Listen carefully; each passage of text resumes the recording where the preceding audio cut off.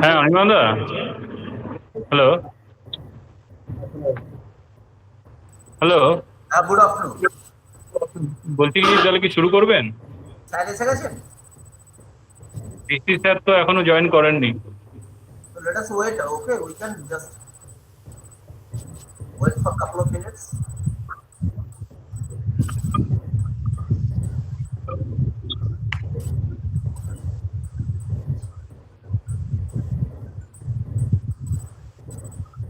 It's just 4:40, 4:50. So I think he'll join soon. Should I call Biswajit, Vice Chancellor's office? What do you say?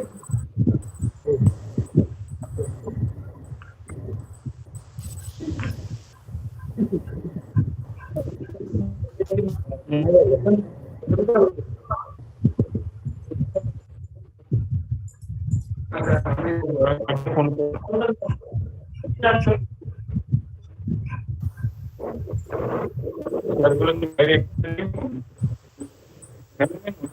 আমার তো এখান থেকে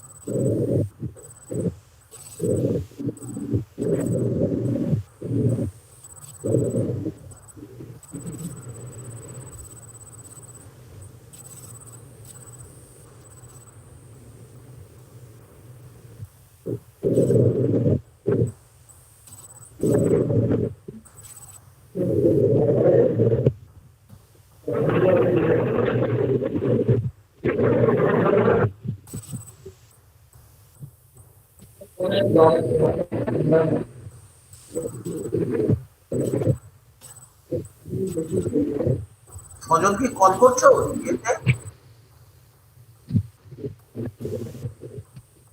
স্বজন,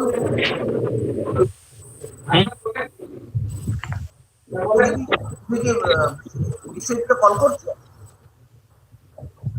হ্যাঁ, তুমি কি কল করেছো? আমি কল করি তাহলে একবার বিশ্বজিৎকে।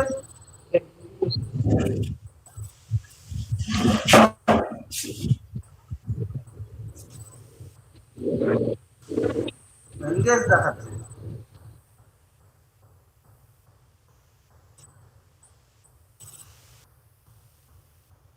কল করছি কিন্তু বিশ্বজিতের নাম্বারটা এনগেজ দেখাচ্ছে।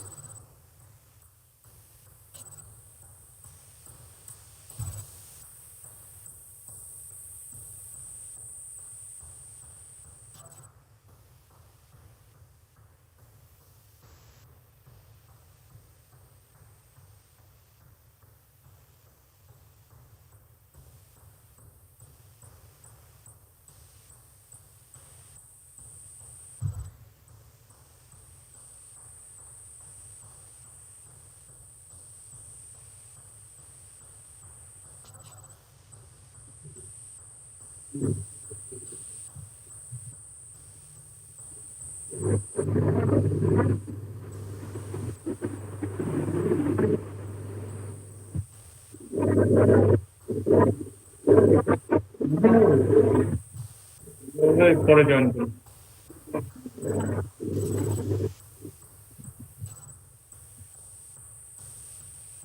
আমি বিশ্বজিৎকে কল করছি কিন্তু বিশ্বজিৎ কল ধরছে না, বোধহয় বিশ্বজিৎ ভাইস চ্যান্সেলরের সঙ্গেই আছে।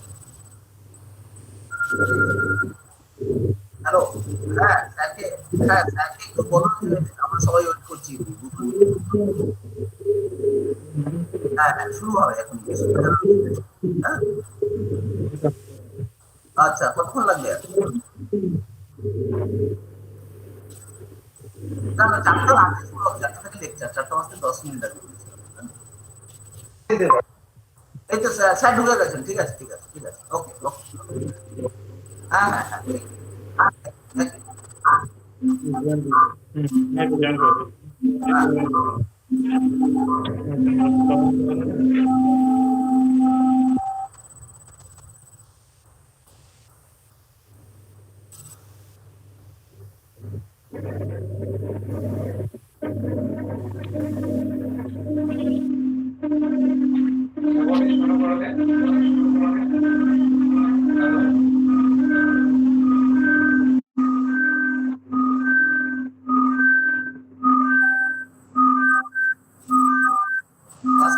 নয়েজ ক্রিয়েট করছে।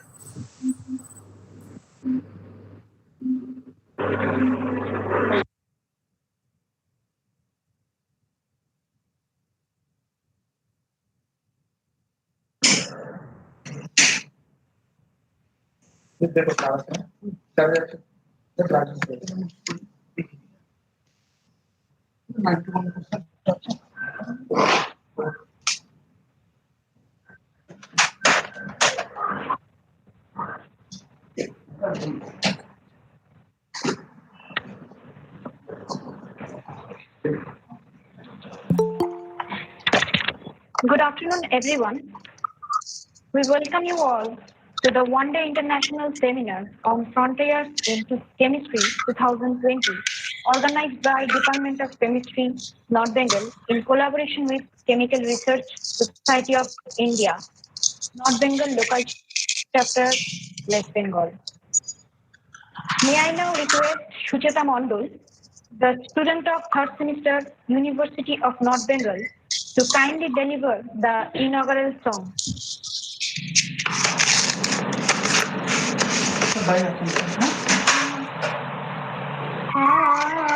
আনন্দ ধারা বহিছে ভুবনে আনন্দ ধারা বহিছে ভুবনে দিন রজনী অমৃত রস উথলে যায় আনন্দ বাবনে আনন্দ ধারা বহিছে ভুবনে কান করে রবি শশী অঞ্জলি ভরিয়া সারা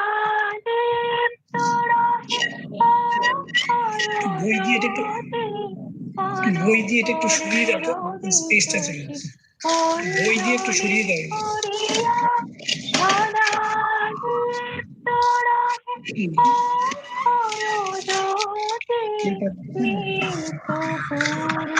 ধারা জীবনে কিরণে আনন্দ ধারা বহিছে ভুবনে বসিয়া আছো কেন আপন মনে সারধ্বনি মগন কি কারণে চারিদিকে দেখো চাহি হৃদয় প্রসারে ক্ষুদ্র দুঃখ সব তুচ্ছ মানে প্রেম ভরিয়া লহ শূন্য জীবনে আনন্দ ধারা বহিছে ভুবনে আনন্দ ধারা বহিছে ভুবনে দিন রজনী কত অমৃত রস উথলে যায় অনন্ত বাবনে আনন্দ ধারা বহিছে ভুবনে আনন্দ ধারা বহিছে ভুবনে। Thank you. Thank you, Shuchita, for your beautiful song. May I now request Professor Anirban Mishra, Head, Department of Chemistry, North Bengal University, to kindly deliver the welcome address. Honorable Vice Chancellor Sir, my dear colleagues, respected dignitaries, eminent speakers, research scholars, my dear students. During this pandemic, we are all stressed in different directions. But these academic activity through such international seminars may open our ways and may open our views about academics more and more. So we are looking forward to such event since long, and this is our opportunity. Our Honorable Vice Chancellor has kindly consented to inaugurate this today's one-day symposium, and eminent speakers like Sayan Bhattacharya, Professor Sayan Bhattacharya of IISER Kolkata, Professor Alokananda Hajra of Vishwabharati, and Professor Himanshu Shekhar Bose from Memorial University, Memorial Medical Center, United States, have given their kind consent to deliver their lectures today.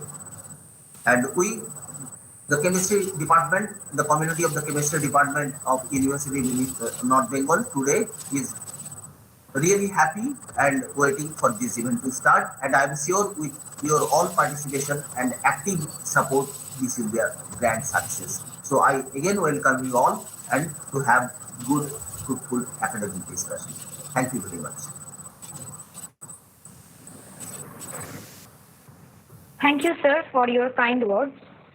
May I now request Professor Shubhidesh Bhattacharya, Vice Chancellor, North Bengal University, to kindly deliver the inaugural address. Am I audible? Am I audible? Yes, sir. Very, very good afternoon to everyone, wherever you are. Respected Professor Misro, Head Department of Chemistry, Professor M.N. Roy, Professor P. Ghosh, Professor B. Sinha, Professor M.D.F. Hussain, Dr. N. Roy, Dr. S. Rana, Dr. R.K. Das, Dr. H.S. Das, Dr. S.K. Das, Dr. M. Hussain of the Department of Chemistry, North Bengal University, respected eminent speaker, Professor Himanshu Shekhar Bose, Professor Sayan Bhattacharya, Professor Alokananda Hajra. It is indeed a great pleasure for me to be here with you all on this day, that is 1st October 2020, in one-day international seminar, obviously virtual mode, organized by the Department of Chemistry in collaboration with Chemical Research Society of India, North Bengal Local Chapter, West Bengal. I am very happy to be here with you all. I should not say much because there are a number of eminent speakers. I'll take little more time from your schedule. In this modern age of science, the increasing appreciation of the value of scientific research to humanity, chemical science holds a great promise to illuminate the fundamental knowledge in finding the causes which create continuous threats to health and disease in living organisms. The intricacy of the living body demands clear sight and profound knowledge for its full understanding. And in this context, chemical sciences step forward significantly to reduce the gap between the simpler phenomena of the chemical laboratory and the more complicated changes underlying organic life. As the cell is the basis of all life, and as our bodies consist simply of aggregation of a great variety of cells, each of which is governed by chemical laws, it is clear that chemistry must underlie all the vital functions. In biological world, more than 1 lakh chemical reactions are simultaneously occurring in human body, and hence human body is recommended one of the most integrated molecular machines. With the advancement of living world, chemistry has become more and more amenable to other branches of science leading to a demanding consumer in living and non-living world. Among different branches of science, chemistry plays probably the most significant role in biological functions. Chemistry relates the function of cellular processes with the structure of the molecules. As a result, the structure-function relationship is an integral part of the modern biology. Therefore, advancement in chemical sciences will allow us to construct greater meaning of the more complex biological principles and can present a better insight in biological systems. Introduction of medicinal pharmaceutical chemistry, which deals with the discovery, design, development, and both pharmacological and analytical characterization of drug substances, bring a new hope of life to combat with severe multidimensional diseases. On the flip side, the impact of chemical science in the area of renewable energy is also recommended as a central theme for finding out the solutions to meet the world's future energy needs. In the introduction of this scientific advancement and proper understanding in chemical science may certainly lead to novel energy materials, bioenergy, functional molecules, smart electrocatalysts, solar cells, including energy focused materials. In this modern era, production of molecular hydrogen has been considered as an emergent area of science. The continuous demand of clean and green energy as well as depletion of fossil fuels brings an alarming situation to scientific community for delivering alternative energy resources which may reduce the high growth of carbon dioxide and be helpful to make a sustainable environment. It is well documented that 80% of the energy consumptions originates from carbon-based fossil fuels. Scientific literature further suggests that solar energy harvesting may be considered as an important step towards large-scale production of carbon-free energy. I will not take much of your time. I hope this international seminar, by the participation of eminent scientists and academicians from our country and abroad, will provide a platform for the budding researchers and young generations of this region to interact with them during the seminar to grab maximum out of their wisdom and experiences. I'm really glad to know that one of the speakers, Professor Himanshu Shekhar Bose, Professor of Biochemistry and Director of Women's Breast Cancer Program, Memorial University Medical Center, USA, Savannah, Georgia, was the student of chemistry department of our university. He studied here and completed his PhD also from this department. This is definitely a great achievement of the Department of Chemistry, North Bengal University. I am sure the participants will get experience by the deliberation of the eminent scientists and the speakers. And I'll also ask them, the experience you have gathered here will disseminate to those who did not attend this webinar.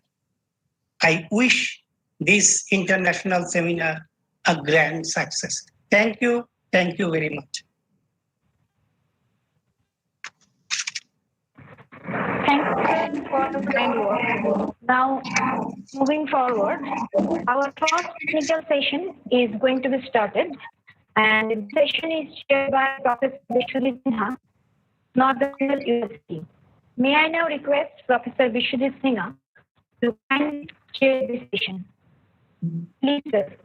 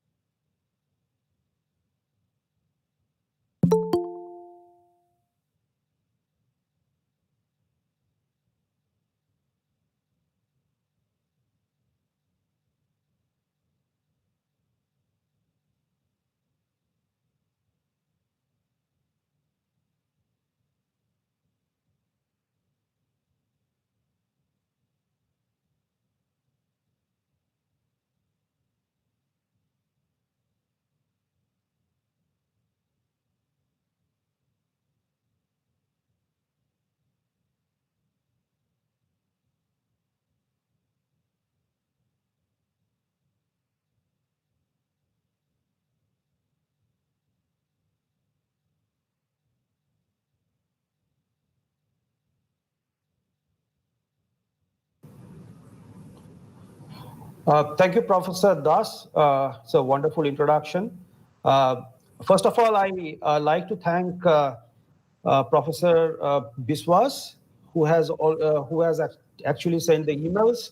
Professor Bhattacharya, VC of University of North Bengal, Professor Mishra, and all the organizers for this wonderful meeting. And it's a great honor for me to be invited, and thank you very much for that. So let me just share my slide. Just I want to say that I'll be on full screen. And so in case that my connection gets lost, please tell me or call me if you have I think you have my number, so that I know that, because I won't be able to know because I will go full screen now. All right. I think if you can see the slide, can you please let me know?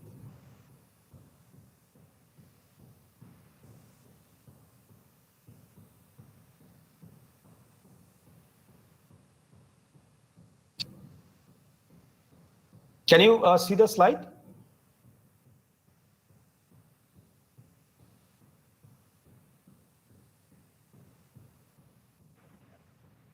Okay, thank you very much. All right, so I think I have my one timer here, so I will straight away move ahead. So thank you once again for this invitation and the honor. So today, as Professor Das mentioned, that I will be speaking on nanoscience that many of us do in this country and also abroad, and how we can apply that for the advancements of the energy conversion and storage. So first of all, before starting, I'd like to acknowledge my students, postdoc, my faculty friends, collaborators, and everyone who help us in our research, and definitely the funding agencies for their support. All right, so we are currently all reeling under this COVID-19 and waiting for a vaccine to come. I think the vaccines are already there. We need the testing, and so hopefully we can get them injected safely sometime soon. So with that hope, we are still here. So these virtual meetings are going on all over. However, a more greater scare, this invisible scare, which we do not see every day, but is happening in our world on this earth, is the climate change. So the climate change, this entire figure, this G file, as you can see, you see the years. So the blue one means it is a cooler earth, and the yellow is hotter, the red is the hottest. So if you can see from the temperature on this earth is going up over the years. And so if we look ahead for a few more years, hundreds of years, so this earth is going to be a very hot place if we don't take care of it. So we have to use the renewable resources, and of course, sun is one. And so the 21st century of this world, of course, we have to focus on the renewable energy. And there are various forms of renewable energy, like you can have it from biomass, solar, geothermal, wind, water, and so on. So these are the various resources. So one needs to harvest the energy and needs to utilize them efficiently. And I tell you that around 25 years back, actually one of the journals, one of the eminent journals, they listed out few important points that what chemistry should deal with. One was the solar rather driven electricity, and definitely it is one of the most important areas of the current times. Okay, so for helping this renewable energy, we use nanomaterials, and it is a Greek word nano, which means a dwarf. And the picture of the hand, what I am showing you, is that we basically, we feel that every day, every moment. So nanometer means 10 to the power minus 9 meters. We all know that. And this is a length that our nail grows every 1 second. So that's how we cut our nails once in a week, right? So that's how the nanometer actually is there with us all the time. And within the body structure, the molecules, even the the DNA, everything is actually the building block of our body. So nano is something that we have to look from the atoms and the molecules, and we have to grow them. Now, one important thing that in this other direction of research is that we are basically deal more with the surface atoms. So if you see from this graph, if you move from the right to left, you are basically decreasing the size. So when you decrease the size, the amount of surface atoms, they grow, whereas the bulk atoms, means the ones that are the core, they basically, the fraction goes down. And so for a high surface area material, so it is actually for the nanomaterials, it's surface area by volume ratio, which is an important factor to deal with. So the surface plays an important role here, and so nanomaterials are so much important. And as I said, these are the building blocks. You start from atoms or molecules and build larger things. So you can basically, make the things according to your choice. Okay, so a little bit about what we do. This is IISA Kolkata main gate. You can see here. And currently all this ranking, I'm not going to tell them, but I'm just showing it here. So chemistry department of our institute is doing really well. And we have also ranked quite few. So in our lab, we basically work in these bold ones, these areas. One is electrochemical water splitting, this hybrid perovskite solar cells and optoelectronic devices, metal layer battery, quantum dot solar cells, nanobio interface, and the magnetism. So they are not bold. The reason being that we have slowed down in these areas. Okay. Now these bold ones, they are all related to the renewable energy research. Okay. And today I will basically cover a bit and try to give you the glimpse of what we do in these three areas that I have shaded in blue. All right. So the present time, what we need, okay, the global energy consumption, this is 12.8 terawatt. 2050, this energy demand will increase to 28 to 35 terawatt. Now solar, it gives us 160,000 terawatt. So if we use even 1% of the solar energy, it is more than what we need in a particular year. So we basically use 0.01% of this. So solar energy we need to harvest. It is a clean source of energy. And so solar cells is one of them to convert the solar energy into the electrical energy. So utilization of solar energy is a must. Okay, and these are solar energy harvesting, the photovoltaics, that is the photons, and you get the voltage. So here, if you see that these are the different types of solar cells, you don't have to go through all of them, but there is something blinking here. As you see, the current research of the solar cell directions is basically based on the hybrid perovskite solar cells. And everyone, the major, the research group world, they are working in this area, because you can clearly see the rise. Over here, it started somewhere 2014 in that range, and then it is just putting the leaps and bounds and going up. Currently, as you are showing here, this is 25.2%. Now it has gone up to 25.5%. So every few months, the efficiency is going up, but it has a lot of limitations as well. I will tell you about that. Okay, so currently what we use on the rooftop everywhere is basically the silicon solar cells. That is the silicon wafers. This is type 1, the first generation solar cells. Second generation solar cells consist of the thin films, and there is a third generation solar cells. And these are the third generation solar cells, all 4 of them. And the first generation, as you can see, the amount of efficiency you can achieve, this is y-axis, is limited and the cost is high, okay? The thin film solar cells, the cost is lower, but this efficiency is also low. Whereas the third generation solar cells, they have lower cost, and you can basically increase this efficiency quite high. Like there are the perovskite solar cells, dye-sensitized, these organic solar cells, quantum dot solar cells, and so on. We have worked in the past quite a lot in this quantum dot solar cells, and right now my students are working in the perovskite solar cells as well. All right, so this one is basically the most important, and I'm going to show you a few slides on that.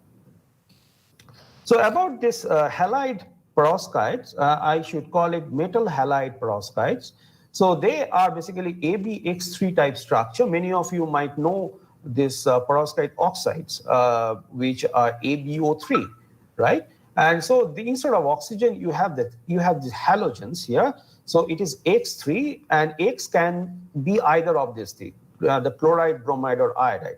The A side, that is the corner atoms here, they are positively charged monovalent, basically CH3NH3 plus, which is called methylammonium cation, and you can also use cesium cation. And the B side is mostly lead, which is lead 2 plus. Okay, and the interesting thing about the halide perovskite is that they involve earth-abundant elements, means cheaper elements. You can process them inside the solution at low temperatures. They have high absorption, small excitant binding energy, superior charge mobilities, and so on. So a lot of good factors are there. And other interesting thing is that for most semiconductors, if you know, some of you, you will always find that there is a mid-gap states, and these states basically come from the trap states or the surface traps and so on. So they create another level, energy level in the middle of this band gap region, and so this efficiency basically goes down. So more traps that you make in the solar cells, of course, they are not good for the the semiconductors, they are not good for the solar cells. This perovskite materials, the interesting thing is that this shallow or this intraband states, they lie at the bottom of the conduction band. So they don't lie at the middle, and the mid-gap region is clean here. And so the defects are also very less. So it is basically the defect tolerant material. So as it call it, defect tolerance. I've written here as well. Now you can say that, okay, why we use lead, and lead is toxic. Of course it is toxic, but lead-free systems do not have a very good solar cell efficiencies. The reason being that this defect tolerance drops down. They have defects, but most of them have a poor moisture, thermal, and thermodynamic stabilities. So that is the limitation, and the researchers around the world, they are basically working to improve the stability on all these factors. Suppose I tell you it has to be a cubic phase, and the band gap is 1.73 electron volt. So this alpha phase, which is the cubic phase, at less than 315 degrees C, transitions into a delta phase, which is orthorhombic. And from here, the semiconductor with a 1.73, the band gap becomes so large, it becomes this insulating. Okay, so it is not good. It is a natural process that happens, and one needs to stop this.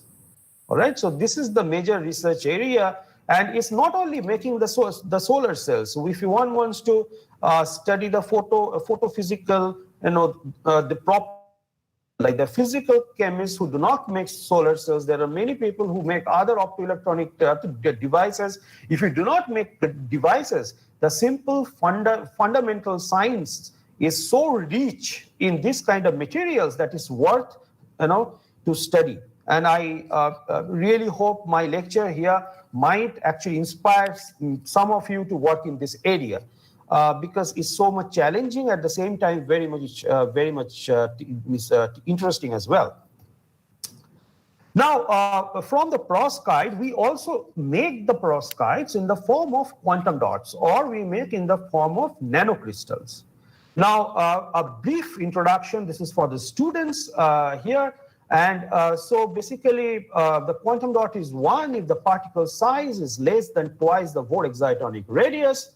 And so if you draw a particle in a box, one-dimensional particle in a box analogy, so this width of the box, you can see, if you call it A, so the energy is proportional to 1 by A square. That means if you reduce A, that is the length of the box, the energy will rise more. And that what happens exactly if you consider this width of the box is the same as this diameter of the dot, quantum dot. So in that case, what happens is if you reduce the size, this energy will increase.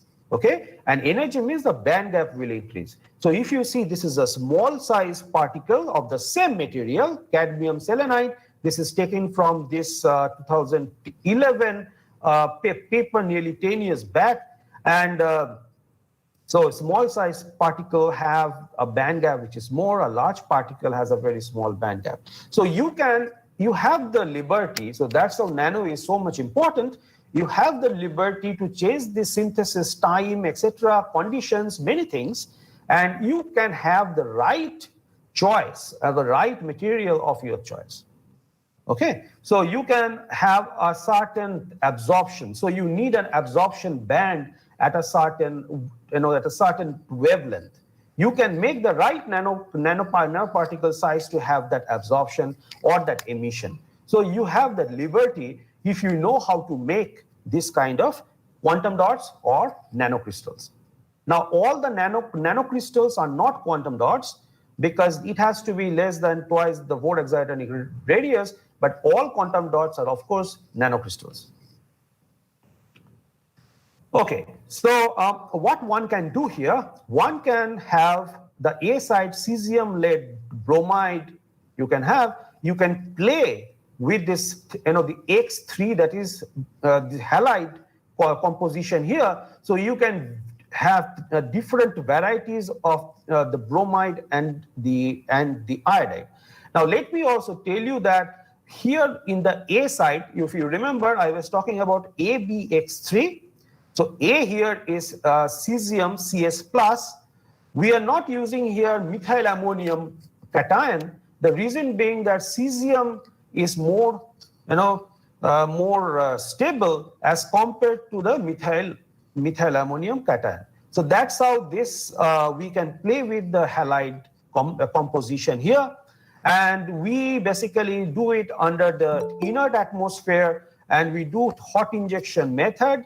We make them, these are the cubic shaped. You can see the color. This is only the iodide. You can tune, this is only the Br3, only bromide.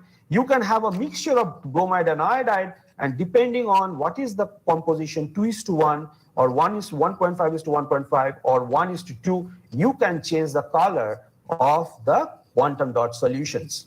Okay, so you can do that. So you have the liberty, as I say, where this absorption will happen. One is the size factor, other is this composition factor. You can tune both of them and you can have your stuff.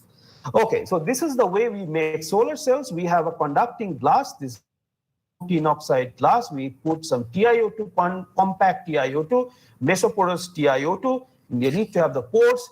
Then my students, they basically spin coat this perovskite, and then we have a whole transporting material, then the gold contact on the top. You can use gold and also silver. You can use both of them. Now, this is a typical band alignment, because when you shine light, this electron will move from valence band to conduction band here, and then the electron has to be taken out by this electron transporting layer onto FTO, and the hole will be taken out to the gold. That means the electron has to move this other way round, and so you complete a circuit.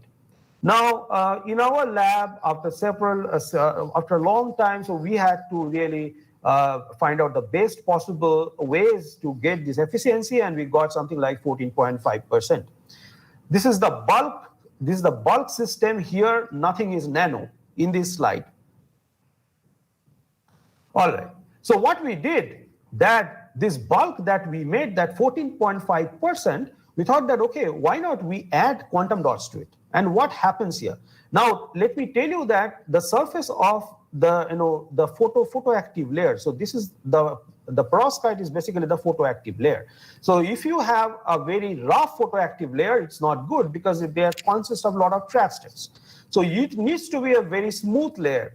And how you can make it smooth? If you increase the grain size, okay? If you increase the grain size. So one way to do is that this is not a modified one. You can use an anti-solvent here, this chlorobenzene, you can treat with it, and the sizes will grow. So what we did, only this chlorobenzene, the grain size has become bigger, but still there are a lot of traps, you see. Now when we add the quantum dot with this chlorobenzene, what it does, when we add that, the quantum dots fill the grain boundaries as well as they sit on top of the perovskite grains. So let's see what happens because of that. And we do it by the spin coating method. You see, when we do not modify it, it's a very rough film. This is the scanning electron microscope. This is atomic force microscope, these images that we are seeing here. This is the chlorobenzene, the modified, the grain sizes are larger, and this is the quantum dots inside the chlorobenzene. You see all the things are filled. So they are connecting each other. So connecting means you have a conduction pathway, which is created in this one. So we expect that the efficiency will be better when we add the quantum dots along with the bulk system. And of course, this is done by the ultraviolet photoelectron spectroscopy, and we find out the bands, the band gaps. I have limitation of time. I will not go into the details of it, but as you can see that the conduction band, if it rises, you can have the electron transfer to TiO to here, and the hole can be taken up by this hole transporting material or the layer HTL here, that is a spiro OME-TAD. And so the proper band alignment will give you the right extraction of both the electron and hole. So there has to be a suitable alignment and for smooth electron and hole transfer. So we see that when we add the quantum dots, they work very well. Now you see here, this is another slide which will tell you this is done by the ultrafast techniques, that the transient spectroscopy. And here you see that now electron hole should be taken up simultaneously. All right. Now, if you see there that in the lifetime of here at this interface and this interface, they are basically not the same. They are different. So there are more number of the electrons which can get trapped and which can basically recombine. So both sides, they should have the same time scale of this extraction. So the lifetime, I mean, tau. So this is at the HTL interface, this is at the ETL interface. So here the electron is taken up, here the hole is taken up. Here you see in case of only the BR3 modified system, they are not the same. That means the charge trapping is taking place. There's a quenching is happening. Now here if you see 0.5 picosecond and 0.4 picoseconds at these two. So they are more or less very similar to each other. So the charge carriers can be taken up very much, very well. Here also the same thing. Both can be taken a 1.2 picosecond and 1.1 picosecond. The time scale matches. So they can be taken up very much easily, electron and hole.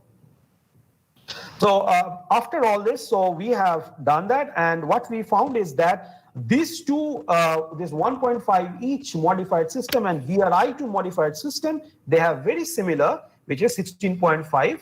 efficiency. However, this one is more stable than the BR-I2, and that's why this is the best performing solar cell. Okay. And we could make, so far what I was telling you, see, these are very small scale, the devices. So if you make a small scale, of course, this efficiency will be larger. If you have a large scale, large area device, efficiency will basically drop down. So from 16.5, which was there in 0.04 centimeter square, if you have a 1 centimeter square large area cell, it drops down from 60.5 to around 13%, which is also not bad, by the way. So we could have a large area solar cell, but actually this one degrades faster than the small area solar cell. Now, this is another one based on the perovskite solar cell. So instead of those quantum dots, now we are making the core shell nanoparticles, or you can call them quantum dots as well. So basically it is a gold, and the shell consists of this one, Cu2Zn-SnS4. In short, it is called CZTS. Okay, so gold core and CZTS shell, we make it by this way. And what one can do is you can vary the time, all right, and you can change the size of these particles. And so you can see that for smaller duration reaction, they are smaller. For large duration reactions, they are bigger. And so if you change the size, we have seen the quantum size effect, you see the band gap also changes. So you can tune the band gap based on what is the size of your core shell particles, all right? Now, the same way we put them inside the perovskite photoactive layer. Now, when we do that, these yellow dotted circles, these basically show that these are those quantum dots. Okay, the core shell quantum dots, that is gold core CZTS shell quantum dots. And if you map them, you will see that they are all uniformly there throughout this photoactive layer. Okay. So when we make the solar cells by this way, so the bands, these are band structure, and here you see the kind of the efficiency. They are very much reproducible. So they appear here, the base cell. So we could achieve something like close to 20%. Okay, with this gold CZTS material, and when we add them to this the perovskite. And the one reason that it actually improves is that because of the plasmonic effect, and it fills the trap states. Because of all these reasons that it works. I'll move on, not go too much. If you have question later on, I can answer that. And you see that this stability is always a factor which one needs to really address. Here it is less than 20% drop after 35 days, which is something which is really good. And we could achieve that. Okay, so now moving on from the solar cells, the next thing, as Professor Bhattacharya, VC of North Bengal University, also said, that the hydrogen fuel is another very much important thing that one is to look into. So here, you can drive a car by this hydrogen gas. So, so we work in this area as well.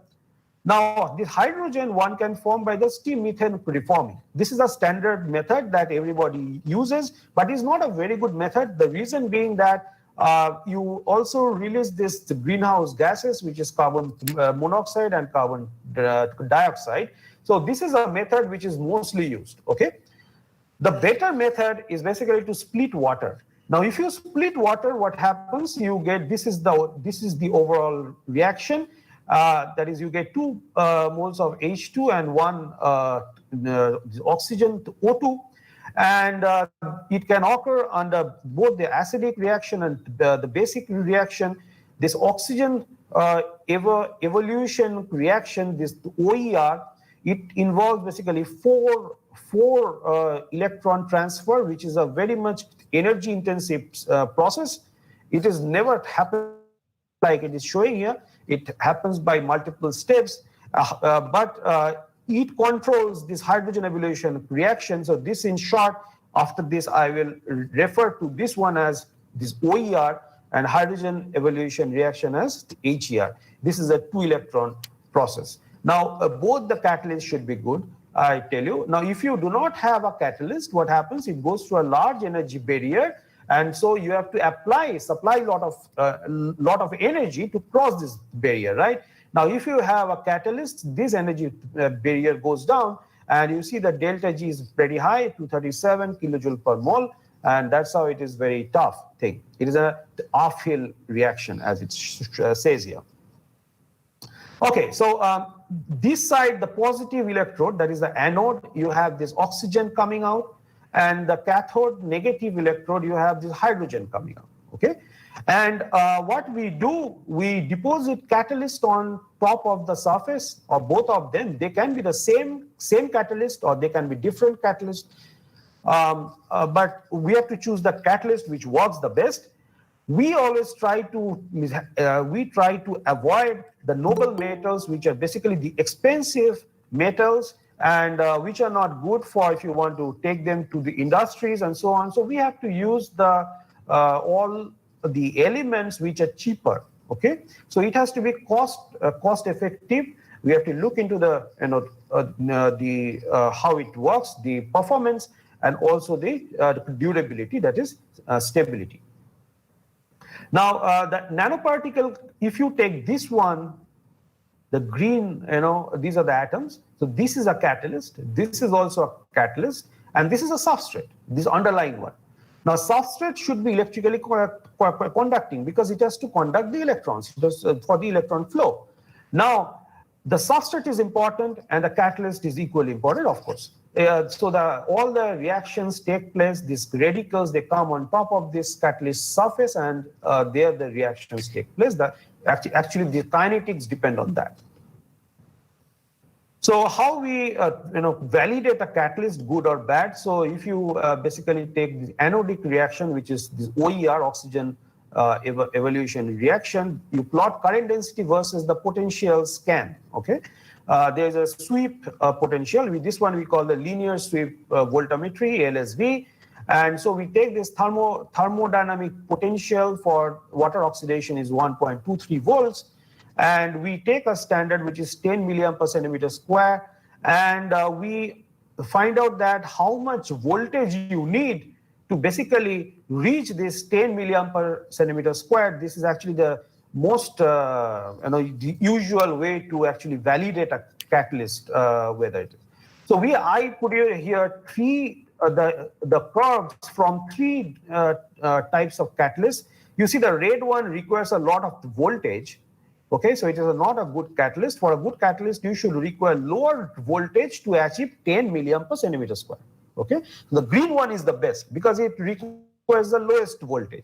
And the difference from the thermodynamic voltage to this point, it is called the overpotential, means the excess voltage that you require. So the lower the overpotential, better the catalyst. And it has to be a cheaper catalyst also, as I have told you. Similarly, for the cathodic reaction, only difference is that here the current is negative direction, and here we take it at minus 10 milliamp per centimeter square. Somebody is speaking. So this is at minus 10 milliamp per centimeter square we take. And then if you take two different catalysts, blue and green, definitely green one is better because you require lower overpotential here. Now, a few systems, by nanoscience, you can do a lot of things. And you can, if you know the chemistry, now I tell you this organic, inorganic, physical chemistry, everything has been intermingled if you are doing a good science. And because physical chemistry is actually important if you deal with this type of material. So knowledge of the inorganic chemistry is also important. You are dealing with the surfactants and the phase transfer agents. So basically, the organic chemistry knowledge is also required. If not extensively, but it's required. So here, this is a silver nickel alloy. Now, these two metals, they do not mix with each other, So they do not form basically the solid solution. So this is a major synthetic challenge to make this alloy. So it's done by this way using the surfactants and phase transfer agents. Finally, we get this because we have nickel. Nickel is measured here, silver is around 5%. So you put the magnet and you can basically take out this sample. They basically look like this. And if you look here, because they do not mix with each other, so nickel basically sit separately and silver sit separately. So they form this decahedron type structures. And so the edges and the apex, they are basically the silver rich. Nickel and silver, they're actually everywhere. Some places it is silver rich, some places it is nickel rich. So the faces are basically nickel rich. And that you can see by this point, the EDS, the analysis, which is the electron diffraction. And here you see that at 0.3, which is the tip, that is the apex, you see silver is higher and nickel is lower. And if you look at all the points, it is the same thing. So they do not really mix uniformly throughout, and which is a good thing. Silver helps in the conductivity, and it helps nickel to maintain the metallic nature. Okay. So what happens here that it is wonderful result, I tell you. And so platinum carbon, so platinum, I think you know, which is expensive. So this is the best catalyst which is known for this reaction HER. And so some catalyst, if it can be at par with the platinum, it is always good. So here you see that 10 milliamp per centimeter square or minus 10 milliamp per centimeter square, platinum requires 20 millivolts, whereas this catalyst, this 5% silver, which is this AgNi5, this requires 24 millivolt. All right. So it is at par with the platinum, which is very good. And because silver is very less, only 5%, 95% is basically nickel. So it is very cheap catalyst as compared to platinum. So one can always use it. We have, one can always ask that, okay, why you use metals, why not non-metals? We have used these carbon dots. We have made them, we can make them by various means, and overpotentials are also low. This is for the water oxidation. This is that was for the reduction. But what I'm saying is that the non-metals, that is a carbon-based catalyst, they are not very, they are not very stable, because the overpotential, this overpotential, they actually increase very fast. They are not stable enough. Now, as I said, the substrate is also. Can you please mute the mic? That will be nice.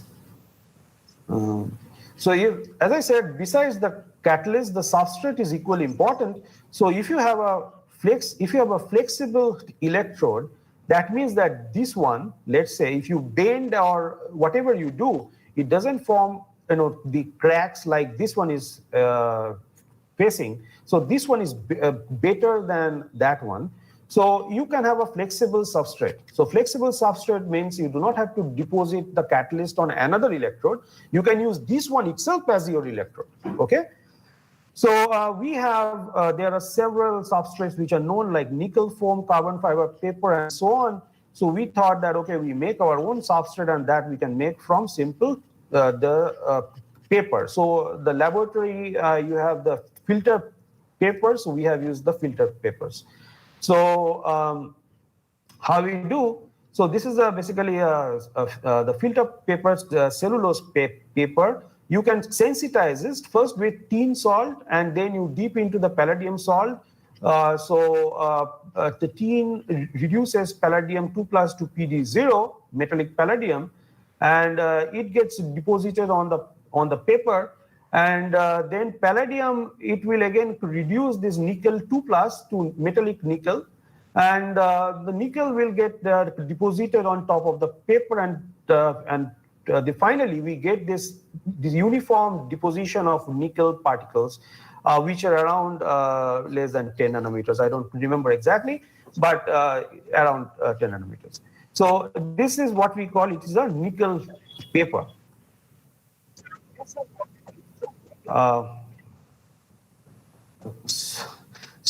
There paper, you can deposit the catalyst by this kind of electrode deposition. This one you can put iron nickel, and this one you can use nickel molybdenum. And these two systems, this one you can use for your oxygen evolution, this one you can use for the hydrogen evolution. Can you please mute? Somebody is unmute there. That will be helpful. Okay, so the flexible electrode means you can bend, twist, whatever you can do, the conductivity will not change. So the current basically remains constant. And see that over a constant voltage, that is 0.5 volt, you can, whatever you do with that, the nickel paper, this current basically remains constant. It actually does not change. So they have very fast mass transport. I will not go to the detail of this because of lack of time, I think. And you see that whatever the bending angles, the different bending angles, this over potential also remains constant. Is the sound from my side or is it somewhere else?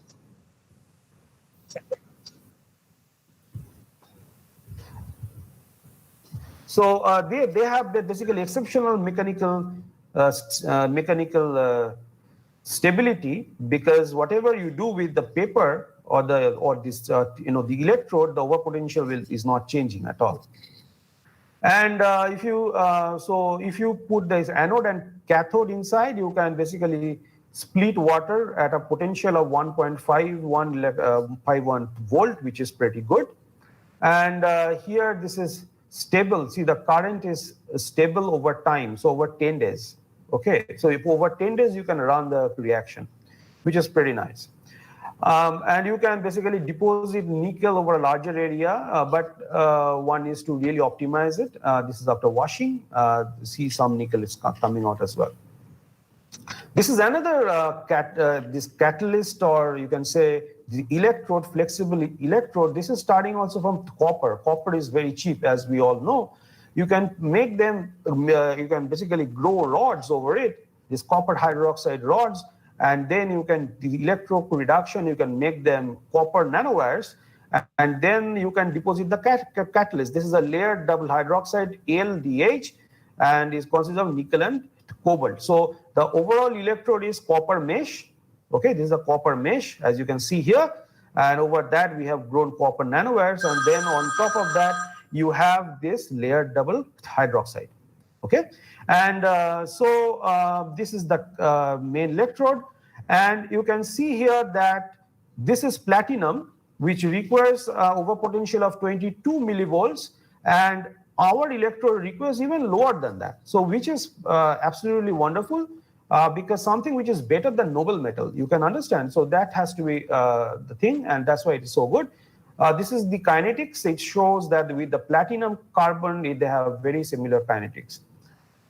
Okay, so even at higher current, as you can see, they're stable over time, and this is at 1 ampere per centimeter squared, not only milliamp, this is 1000 milliamp, basically.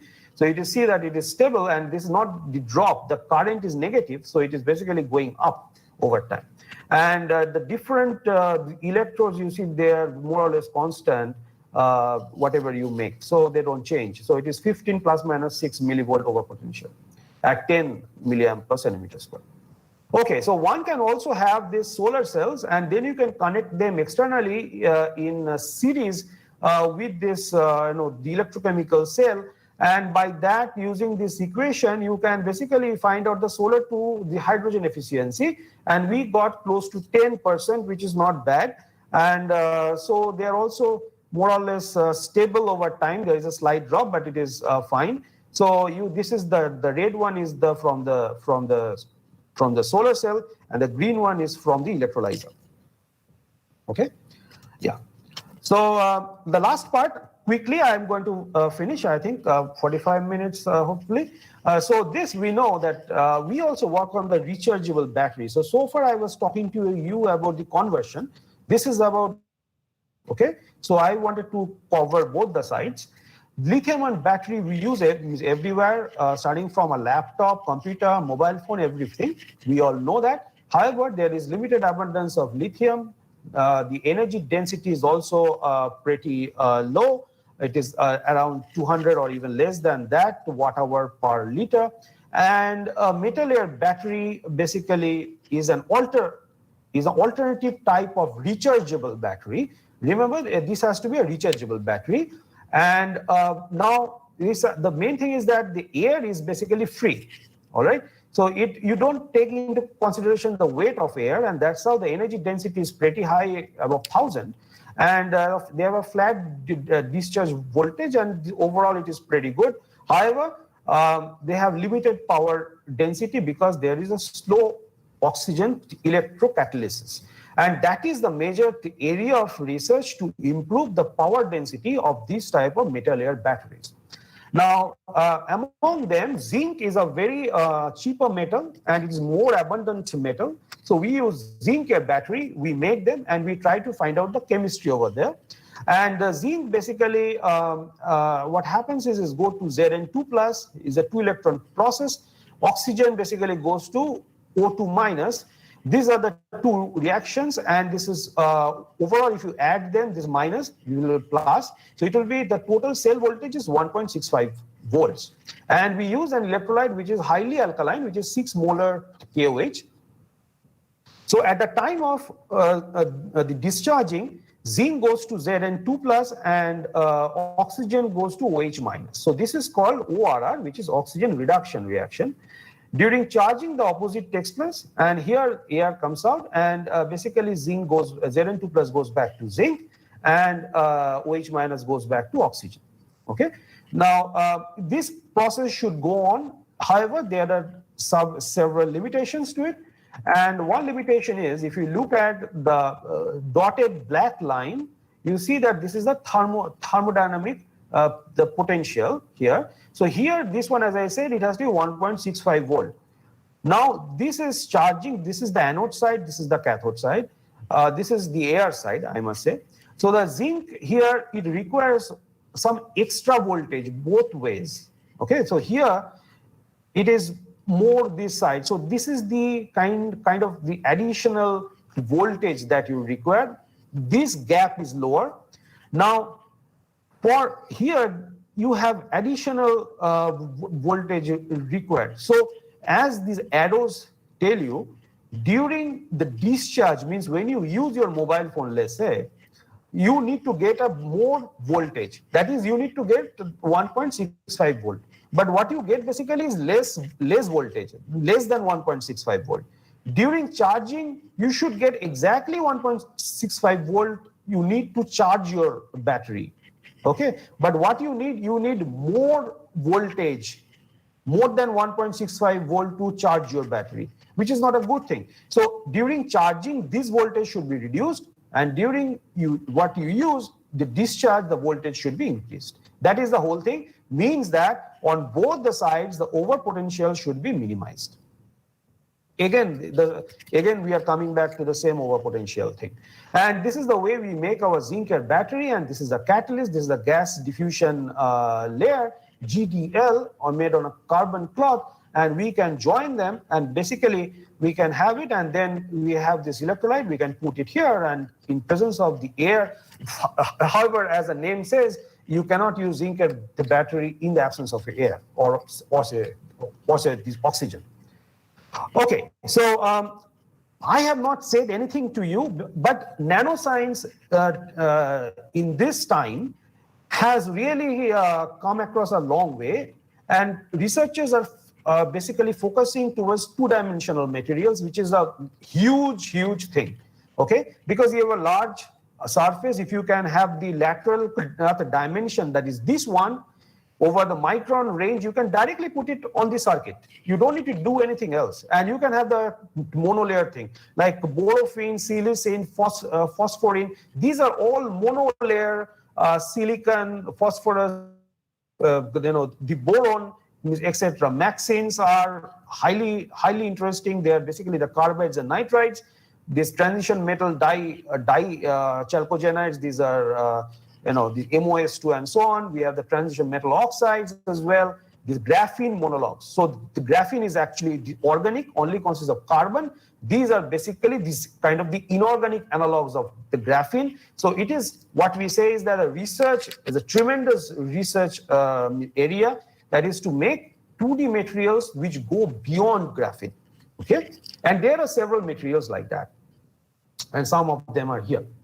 So we also try to make that, and making 2D materials always is not very easy. So we basically work with this, the perovskite oxide. Like the first, initially we have used the ABX3, that is the halide. This is the oxide, and so we can use this kind of the double perovskite oxide, and we made this 2D structure, and so we can see there is excellent redox chemistry that takes place here. And when you add this nitrogen doped carbon nanotubes, there is a charge transfer that takes place, also depends on the energy level gaps. And so you get a PN junction, and which can actually efficiently take out the charges, so the battery works better. We can also create the defects inside this.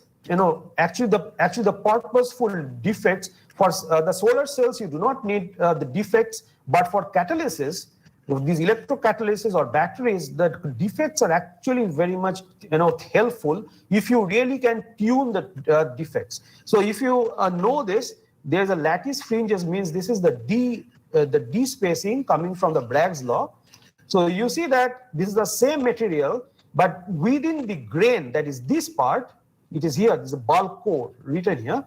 See, the D spacing is 0.28 nanometer. Now the grain boundary, if you look at, there's a junction between these two particles, you see it has become 0.24 nanometer. Same material should have, for a single plane, the D spacing should be same everywhere. So what we see here, the grain boundary, the D spacing is more than at the grain. So that gives rise to very good catalysis, because the reactions has to take place. One has to do this, this oxygen evolution reaction, and the other has to do oxygen reduction reaction. So once again, oxygen evolution reaction we do at the time of charging, and oxygen reduction reaction at the time of when we rather discharge the battery. And if you basically, this is a video. I think whether it will come or not, I don't know. It's not coming, so it's basically to show that we can light the LED bulb with our batteries. So unfortunately it's not working. Okay, so I've told you about the renewable energy, the 21st century. We have to focus on this, and mostly I have told you about solar and water. And this is the two we mostly work. In the past, we worked somewhat on the biomass as well, but nowadays we don't do it. So I thank you all for your kind attention. This is my research group. Every work is done by them. They are wonderful students. And finally, I hope and I request all of you to stay safe and stay inspired. Okay, thank you very much.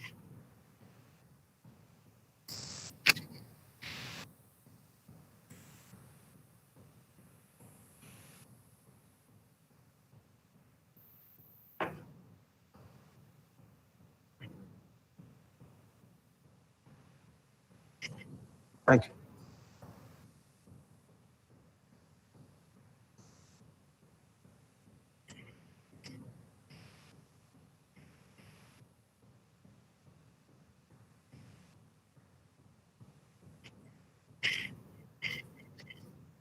Thank you.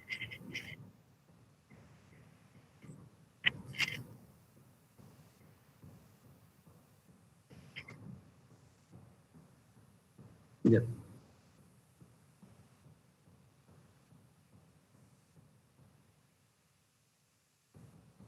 And the voice is getting cut. I could not hear the question. Yeah.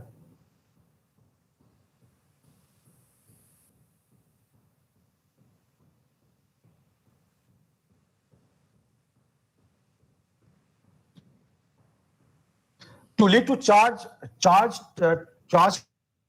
Actually, ligands are not very much, they are not very much conducting. So too much of ligands on the nanocrystal or the quantum dot surface is not good. So when we make solar cells, which I have not mentioned to you, what is required is you actually remove the ligands, actually the free ligands. Now there is a two-way thing. There's a two-way, the challenge. One is that if you do not have enough ligand, you cannot make those kind of quantum dots. Whereas the ligands, they are not very good for the electrical conductivity. Okay, so once you deposit the quantum dots on top of a substrate, it is important to remove the ligands, although not all of the ligand, but actually maximum what you can do. Yeah.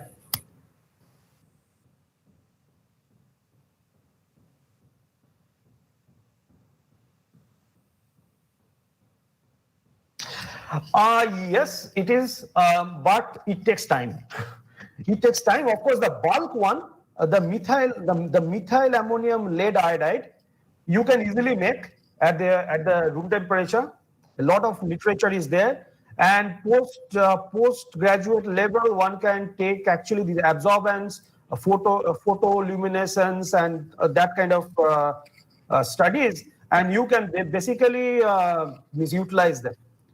So, yeah, so optical properties, if you make the bulk ones, it is actually possible. Maybe not the nano ones, because I know the practical class time and actual time. But if they're doing research in the lab, of course, yes. But you need the inert atmosphere, okay, to make quantum dots. Okay. Thank you very much.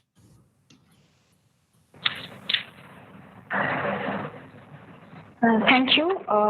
Now our second technical session is going to be started, and this session is chaired by Professor Mohendranath Roy. So may I now request Professor Mohendranath Roy, sir, to kindly chair the session. Please, sir.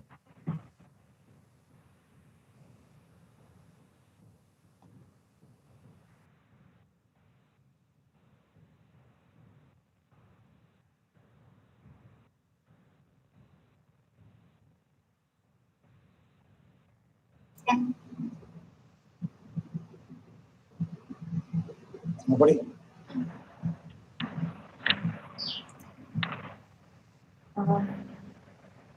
Entire screen, right?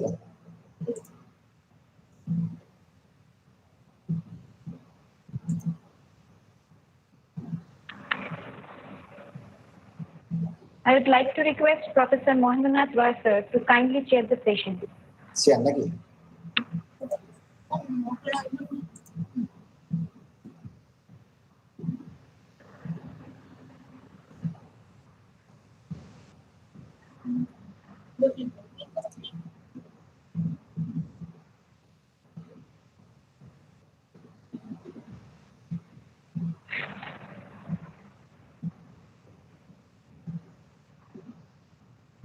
No.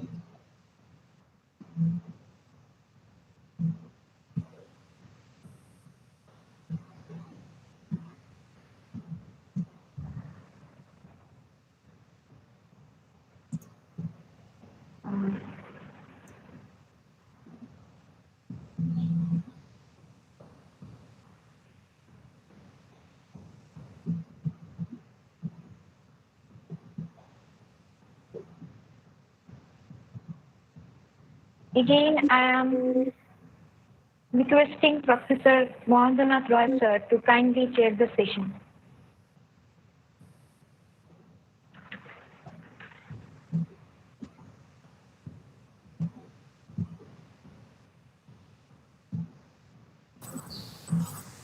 I think right now I think there are some technical issues. some technical issues with Professor M.N. Roy. I don't find him in the list here. I think so. He was here just few minutes back, but now I don't find him.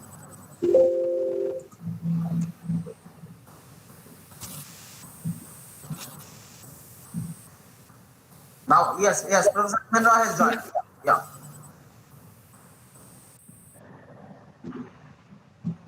I am requesting Professor Mohendranath Roy, sir, to kindly chair this session. Please, sir.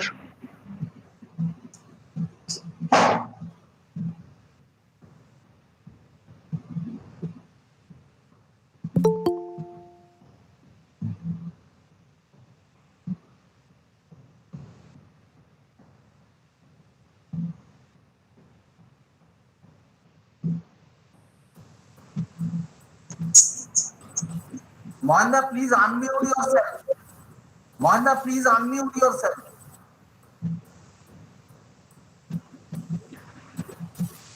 Mohinda, please unmute yourself.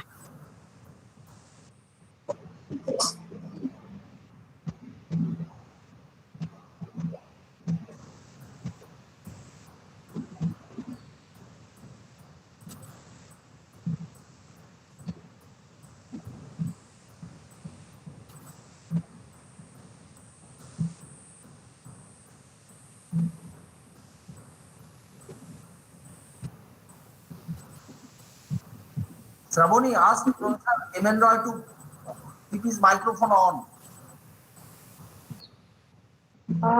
His microphone is off, sir. So he could not listen to us, actually. No, he can listen to us. We cannot listen to him. Oh, okay, sir. I would like to say Professor Mohendranath Roy, sir, to kindly unmute himself.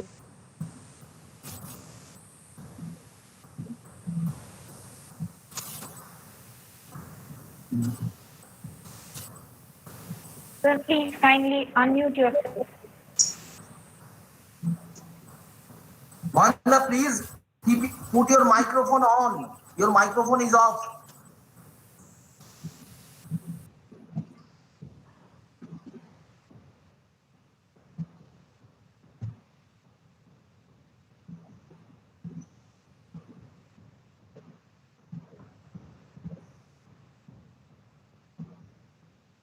Okay. Hello? Audible now it is okay. Now we can hear you. Yeah, now we can hear you. Go ahead, please. Oh, okay. Audible? Okay. Hello? Yeah, I can hear you. Okay, now okay, no? So Yeah, that now okay. Please go ahead. okay, that is okay, now it is okay. That is a net connection problem was. It is my great pleasure to introduce Dr. Olokananda Hazra, Assistant Professor, Department Chemistry, Vishwabharati University. He passed MSc from the Department of Chemistry, IIT Kharagpur, 1998. After completing his PhD in 2002 under the supervision of Professor D.C. Ranu from Indian Association for the Cultivation of Science, Kolkata. He joined in SANI, USA as a postdoctoral research fellow with Professor Frank M. Hauser, 2002 to 4. He was also a PS research fellow in the University of Tokyo and worked with Professor Nakamura from November 2004 to 2006. He also worked with Professor N. Ishikai, Singapore, for 1 year, 2011 in scientists. His research interests are the development of the new synthetic methodologies and green synthetic procedures. He published more than 165 peer-reviewed articles with 6,500 citations. So I request Dr. Hazra to come to the dais and present his research topic. That is the title, is that design synthesis and functionalizations of imidazole heterocycles. Okay, thank you. Dr. Hajra, come to the dais and present your deliver you. your talk. Thank you, Professor Rai, for your Okay, kind thank you. introduction. I must thank the organizer, especially Professor Mishra, Dr. Das, Dr. Biswas, for giving me this opportunity to present my recent work. Thank you very much. I am from Department of Chemistry, Vishwabharati University. Vishwabharati, it is very well-known Thank place you. in the world, and also nowadays in newspaper we can see Vishwabharati, Santiniketan, Paus Mela, Prachil, so many things. Anyway, that is the heart of our all Bengali like this place, and also maybe most of all of you also visited this place. Everybody like this place. Anyway, my topic is design, synthesis, and functionalization of imidazole heterocycles. Today, I will share my experience, how we have designed, how we have synthesis, how we have functionalized of imidazole heterocycles of this molecule. Before that, I need to share something about Vishwabharati. The Vishwabharati, Kavi Guru is the founder of this our university. You know, he got Nobel Prize in 1913. He is the first non-European Nobel laureate and also first Asian Nobel laureate. Not only this one, this from British school, he started this school. This is the picture of Pathabhavan, that is basically Ghontatola, or we can say basically Singhodwar. There is a one clock, and there is basically like Pathabhavan school. This one, our motto is the where world makes a home in a single nest. That means in a small house or single nest, whole world can be present. This school, Vishwabharati, was started from 1921, but as a university, it is recognized from 1951. Anyway, this is the heritage building of Vishwabharati. This is basically Chadim Tola. And this one, Santiniketan Griha, and that is our heart, that is prayer hall, or this is known as Mandir. That is the basically Ghontatola, and students they are learning under open atmosphere. That is tree, and that is where basically Amrakunja, whatever we say. And that is our famous, that is Basanta Utsav, or generally called Dol. So that is our Vishwabharati. And now we can start what we have done in Vishwabharati, open atmosphere. Not only open, just taking the anyway. So we started this molecule imidazole treating. This is basically known as dark petrojuice scaffold. This ink system was described by Chichibabin from 1925. So you know the Chichibabin reaction, basically that is the amination of pyridine. From that one, we can learn this molecule is very much important. This is basically fused bicyclic, heterocyclic, that is basically that one imidazole, that is basically pyridine, and fused with this molecule that is known as imidazole pyridine molecule. That is it is in the important area of natural product and pharmaceutical. We can found there are a lot of molecules. It contains this kind of molecule. Not only this one, in pharmaceutical also, this is very important. Apart from this one, it is also important for the synthesis of N-heterocyclic carbene molecule. Not only this one, this is also important in the physical chemistry, in the field of material science, optoelectronics. So you can find from single molecule, it has more than 2000 patents. That's why everybody likes this molecule. I also love this molecule. I will share my experience. So there are a lot of molecules, 8 containing bicyclic molecule, 5-6 molecule. Among these one, basically we are interested about this one, imidazole 1,2A pyridine. So you see that is nitrogen, that is also bicyclic molecule, that is bridget nitrogen. So lot of molecules. But among this one, we are interested is imidazole pyridines. So I will share why this is important.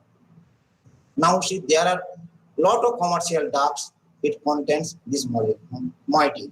That is zolpidem, that is alpidem, that is nicopedem, that is seripedem. All are drugs molecule contain this moiety.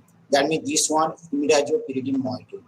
Not only this one, we can see there are other drugs also that is also contain this kind of moiety, like imidazopyridine moiety. So sorapresin, that is also important in gastric acid secretion.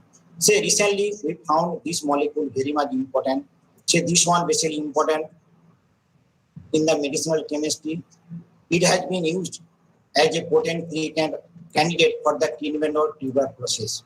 That means this is very much important in pharmaceutical as well as medicinal chemistry.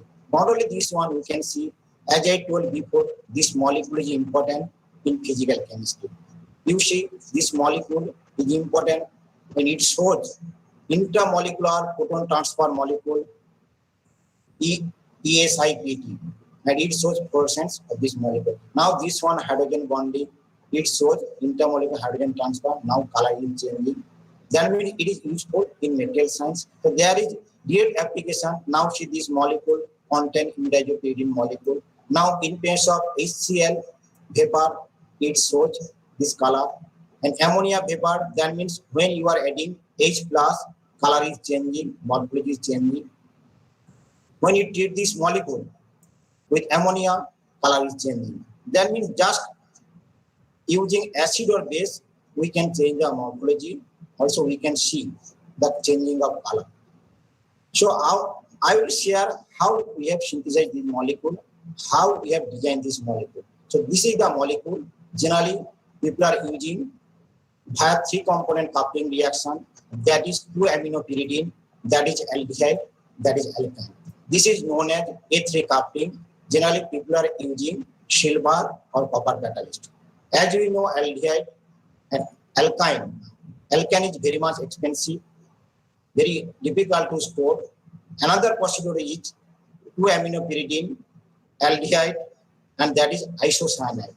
As you know, isocyanide very much toxic. It's very difficult to use, and we need to very much precaution for using this molecule. Another way is condensation method, taking 2-aminopyridine, and that is alpha haloketone. And this alpha haloketone you need to prepare from ketone molecule. After condensation, you are losing HBr. That means you are losing HBr molecule. Not only this one, your starting metal is ketone. You are getting this molecule from ketone. That means you need to do one step more, and you are losing HBr molecule. And in addition, it has the lactometric property. That means for simple hood, you cannot use without hood this molecule. So overall, the traditional method for the preparation of this molecule is 2-aminopyridine and alpha haloketones. Then other way is 3-component coupling reaction, taking isocyanide, aldehyde, and 2-aminopyridine. So all these cases we need to take very much precaution, because isocyanide, that is very much toxic. And from chemistry point of view, you know, the very difficult to control the regioactivity. What does it mean? If you number this molecule, that is 1, that is 2, that is 3. So for most of the cases, we are getting these 2 substitute products. For medicinal chemistry, 2, 3, that is very important. So how we can get substituted, that means 3 substitute products. There is less number of only few methods are available. And other challenge is, say, that is alkyne, that is activated synthon, that is isocyanide, that is also activated synthon. So our target, how we can synthesize this molecule from easily available starting material, that means ketone or simple ketone, not bromo alpha haloketone, or simple alkene, this kind of molecule, or nitroalkene, how can prepare. So you know, synthesis any kind of molecule, that is very challenging. So you must be careful about the available of starting material. That means whether your starting material is available or not. Say your starting material takes to prepare more than 5 steps, it's very difficult to use as a starting material. And procedure must be easy. That means if it is high pressure or very high temperature, very difficult. Not only this one, you need to much careful time efficiency. That means if reaction is longer time, more than 7 days, more than 10 days, now very difficult to control, or that is not time efficient. And another important is low waste. That means when you are using this molecule, how much material you are losing. That is the basically concept of green chemistry. As you know, there are 12 principles. Generally, people are trying to take the advantage of 12 principles. But in reality, it's very difficult. So if I tell what is the green chemistry, in one word, we can say doing chemistry the way nature does. In practically, in laboratory, it's very difficult. So one example is photosynthesis. That is basically taking just carbon dioxide, water in place of propel, sunlight. We are getting glucose C6, H12O6, and not only this one, we are getting oxygen. But practically, reality, it's very difficult.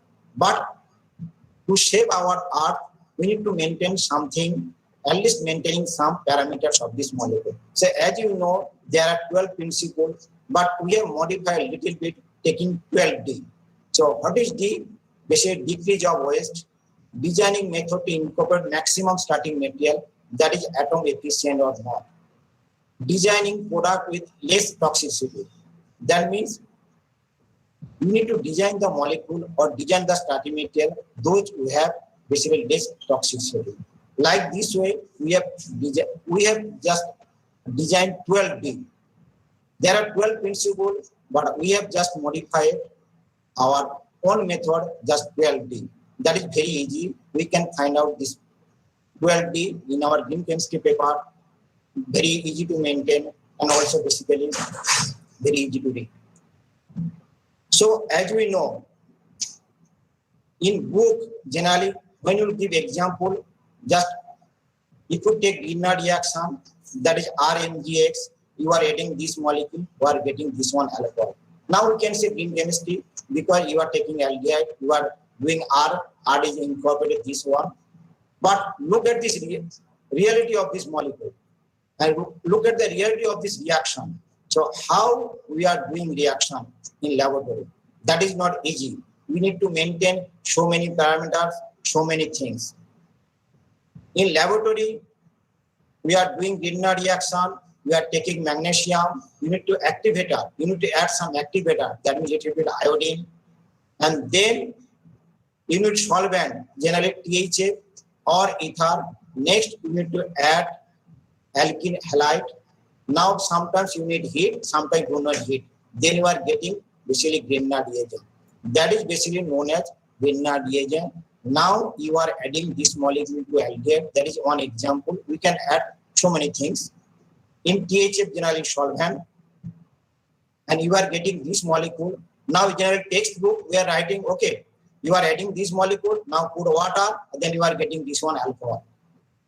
But practically, it's not easy.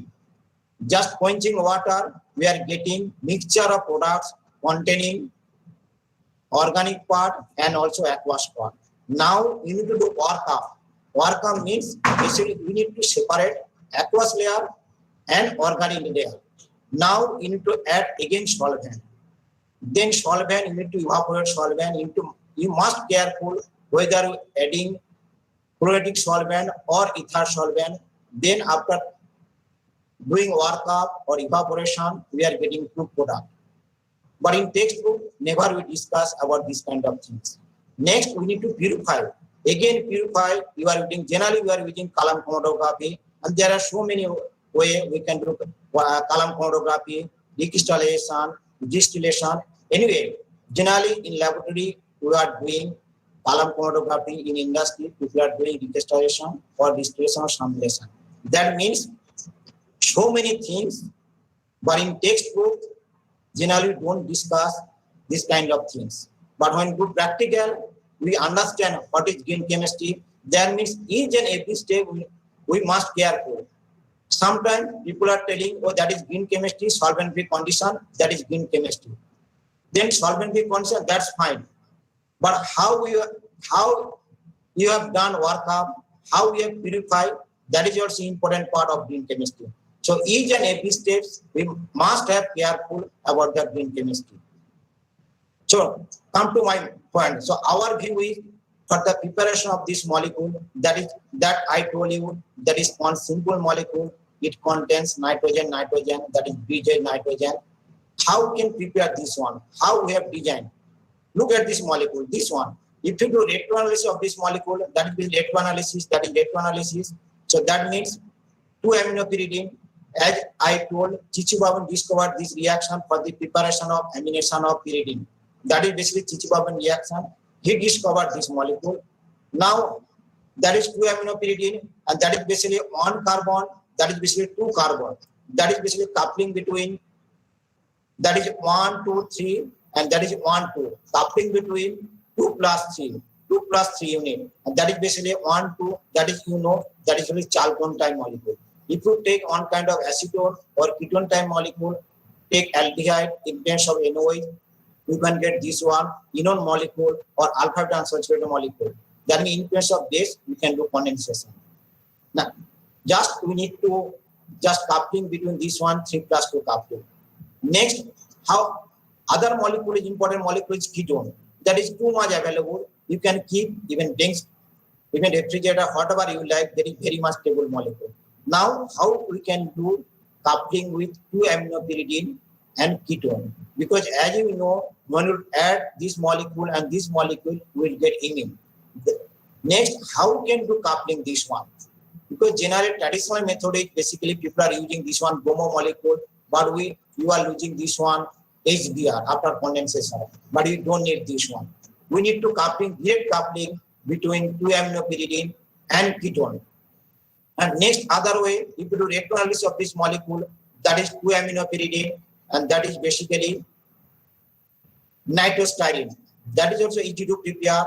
If you take this one aldehyde molecule and nitromethane, we can get this one. That means for all cases, all starting material are easily accessible. Other method is whether you can do direct coupling with alkyne or alkene. Alkene is styrene, this kind of molecule is very much important. We can do Utic reaction, then we can do conventional reaction. That means how we can prepare, just taking the advantage of simple reaction, we need to prepare this kind of molecule. And next, after preparing this molecule, we want to functionalization. This one, that is 2, that is basically 2, that is 3 substrate molecule, or this one, or if you take this molecule, how we can decorate this molecule, that is our target. Anyway, how we have conceived this molecule. So basically you know, that is simple. That is basically Michael type reaction. That is basically textbook reaction. If you take this one, basically either phenol or basically carbanion, and that is basically alpha beta unsaturated ketone, aldehyde, cyanide, ester. In place of base, even water also, we can form carbon-carbon bond. And if you take thiophenol, what about that should be sulfur, that means carbon hetero bond formation. But this is basically textbook reaction, very easy to prepare this one. That means if you take this one kind of electrophile, you can add very easily this one alpha beta unsaturated ketone, isocyanate, this kind of molecule. That is basically Michael donor, and that is Michael acceptor, that is basically Michael adapter.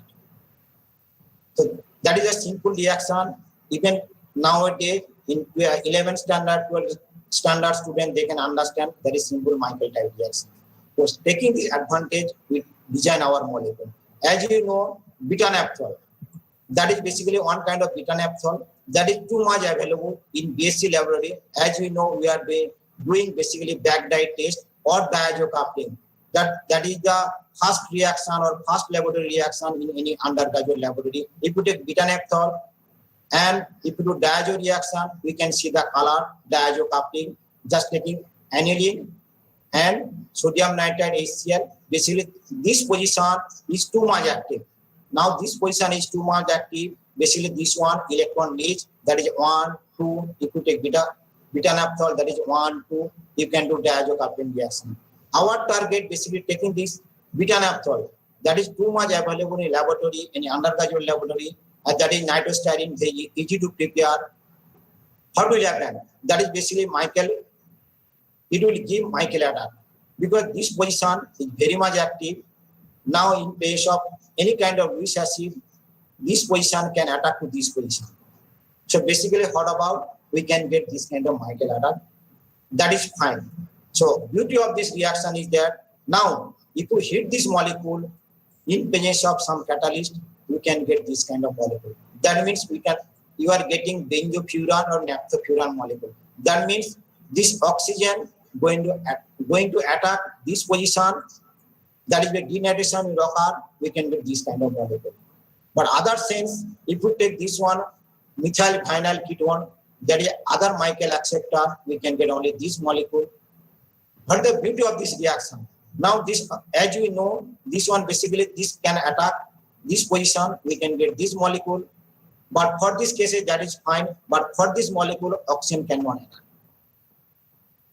That means very easy to prepare benzofuran type molecule taking this nitroalkene.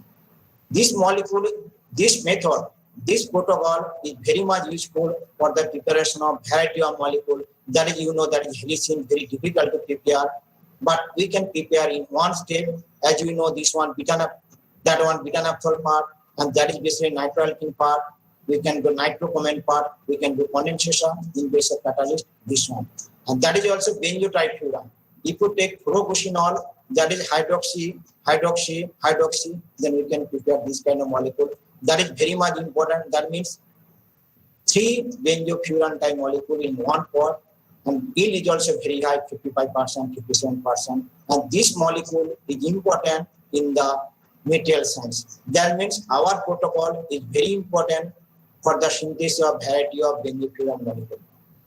So look at the reaction mechanism. How this reaction proceeds. So basically what I told, that is basically electron rich. Now it can attack this position, and that is basically we can get this kind of molecule. Next, this oxygen, basically what about this one nitro, this double bond is there. Now this oxygen can attack this position. That means we can get this kind of cyclic intermediate, and denaturation will occur. We get this kind of molecule, benzofuran, naphthofuran molecule. That means if you take simple molecule, if you take nitroalkene, simple, you can get simple Michael attack. But if you take the binucleophile, that is binucleophile, suitable binucleophile, you can get this kind of molecule. That's the beauty of reaction, or that is our prediction, or how we can say we have that is formulated the preparation of benzofuran molecule. So if our thinking is correct, whether we can test on the other molecule or not. So basically, what about that one? Basically, 1, 2, 3. That is usually binucleophile, the nitrogen, and that is basically nitroalkene. So how do we did our hypothesis or our prediction whether it works or not? In base of catalyst, what we found, it works very well. We can get also this kind of imidazole molecule. Next, our target is imidazopyridine molecule. So how we can do, if you take this one, 2-aminopyridine, now if you take this one, basically this one bi-electrophile. That is binucleophile. Binucleophile means that is nitrogen, 1, 2, 3, 1, 3 binucleophile, that is bi-electrophile. Bi-electrophile means this one, that is can simple Michael attack, and not only this one, it can attack to this position very easily. That means we can get this kind of molecule in one pot on one step. Now, the important part is find out the suitable catalyst. So as you know, catalyst is very much important. There are so many expensive catalysts, also less expensive catalyst, also non-hazardous catalyst. So as you know, ferric chloride, that is very much less expensive, very easy to get. Almost all laboratory, we can get this one ferric chloride catalyst. So what we found, if you take this one nitroalkene, this one alkyne aryl, 2-aminopyridine, in place of this ferric chloride, it affords this molecule, imidazopyridine molecule, in very good way. We tested other catalysts like indium, copper, zinc, not only this one, BF3, but as you know, all this type of molecule did not afford in good yield. Only ferric chloride was found to be good catalyst for these reactions. About the reaction mechanism, that is also very easy. Now this one, in place of ferric chloride, that is basically Michael addition occur. Now next we can get this one Michael attack. Finally, as it is binucleophile, this nitrogen will attack this position, and finally, in addition locker, we can get this molecule. That means this molecule very easy to prepare and easy to also easy to get this kind of 1 to 2 substituted molecule. That means our method, our protocol is good, is suitable for the preparation of 2 substituted molecule. Next, what I told you, whether we can do coupling between these ones taking simple ketone or not, because that is very much challenging. As I told you, if you do condensation, if you take ketone and 2-aminopyridine, we can get imine type molecule. But for the 1,3 ketone, we can get one kind of enamine type molecule. But for these cases, it's very challenging to get enamine. We never get this kind of enamine isolation as an enamine molecule. You will always get this one basically imine type molecule. Next target, how we can do this one condensation coupling between this nitrogen and this one sp3 coupling. That is the important. So for this one, we need to find out the suitable catalyst and suitable oxidant. Because using oxygen, we can regenerate this one catalyst. And not only this one, whether this oxygen is basically green catalyst or not. That means there are so many things we need to check to standardize these coupling reactions. So next we target to preparation of this molecule from directly ketone taking 2-aminopyridine. Ketone is too much available for all laboratory. We can found this kind of molecule. So how do we found? That is basically we are doing post dehydrogenation coupling and one kind of oxidative amination. As we know, Buchwald and Hartwig, they are the pioneer in this field. But for these cases, they are using basically bromobenzene or iodobenzene or chlorobenzene or chlorobenzene and basically amine in place of palladium catalyst. We are getting this kind of molecule. For these cases, you are using the HX molecule. But all these are great, method are great. But point of green chemistry, there are some limitations. Next, Miura coupling, that is basically benzene or this kind of molecule, and you are using basically this one activated molecule, you are using basically HX molecule. Our deep reaction is whether we can do this reaction just taking this one benzene type molecule or simple amine, just you are using hydrogen in place of oxygen or oxidant, you are basically generating water. And you are coupling polarity are nucleophile. That means coupling between 2 nucleophile, whether we can get this molecule or not. Now we took this challenge. So we optimized this reaction, taking 2-aminopyridine and ketone type molecule in place of copper. Copper is not so much expensive, and that is one kind of ligand in presence of additive and amine air. Amine air basically it is a green oxidant. How do we found this reaction very much suitable for the preparation of variety of molecules. And for all cases, we are getting 2 substituted immunogenic molecule. We have optimized these conditions, and the beauty of this reaction, if you take this kind of molecule, substitute ketone molecule, we can get this one molecule. One for that is basically jolimetin, that is marketed drug. We can prepare in gram scale. In laboratory, we can prepare this kind of 2.4 gram scale, but we can optimize for the higher gram also, higher scale also. That is the advantage, or that is the beauty of this reaction. So just taking the opportunity, coupling reaction, cross coupling reaction, we can prepare this kind of molecule. So what is the mechanism of this reaction? How do you predict the possible reaction mechanism of this protocol is? In place of zinc iodide, we are getting imine type molecule. Now in place of copper, copper reacts with this one, binding this one, and we can get this kind of copper 2. Now this nitrogen can attack this molecule. Probably this reaction proceeds through this kind of intermediate, that is copper 2. Interesting is that in place of copper and oxygen and acetic acid, this copper 2 is probably converted to copper 3. Finally, basically, cross coupling occurs, and you are generating copper 1 and copper, and this one molecule basically immunogenic molecule. And in place of copper, that is copper 3. In place of oxygen, copper 2 is converted in copper 3 molecule. There are so many ambiguities there. Some people are telling copper 3 that does not exist. But believe me, copper 3 can be isolable. But not only, but we have not isolated for this intermediate, but copper 3 exists, it can be isolated. Anyway, that is the beauty of this reaction. So next, what we have done, we need to extend this molecule for the synthesis of benzoimidazothiazole.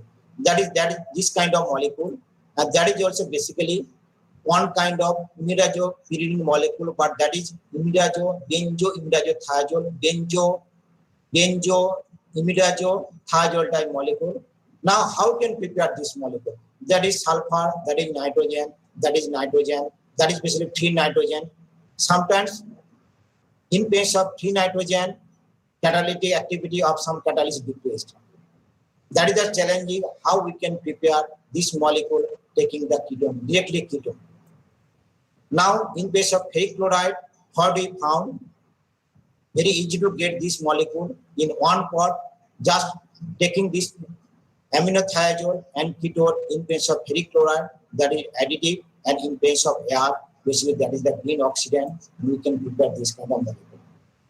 Next, what we found, so basically we have prepared this molecule using nitroalkene and also ketone molecule. Next, we target whether we can prepare this molecule from simple alkyne. So how do we predict, how do we thought? So that is basically 1, 2, 3. That is basically binucleophile 1, 3 molecule, and that is really 1, 2. Say that is basically 2 carbonyl molecule. We wanted to coupling between this one and this one. Interesting is that that is our expected product. Instead of this one, we found our interesting product that is basically thiazole type molecule. That is the unprecedented observation of this molecule.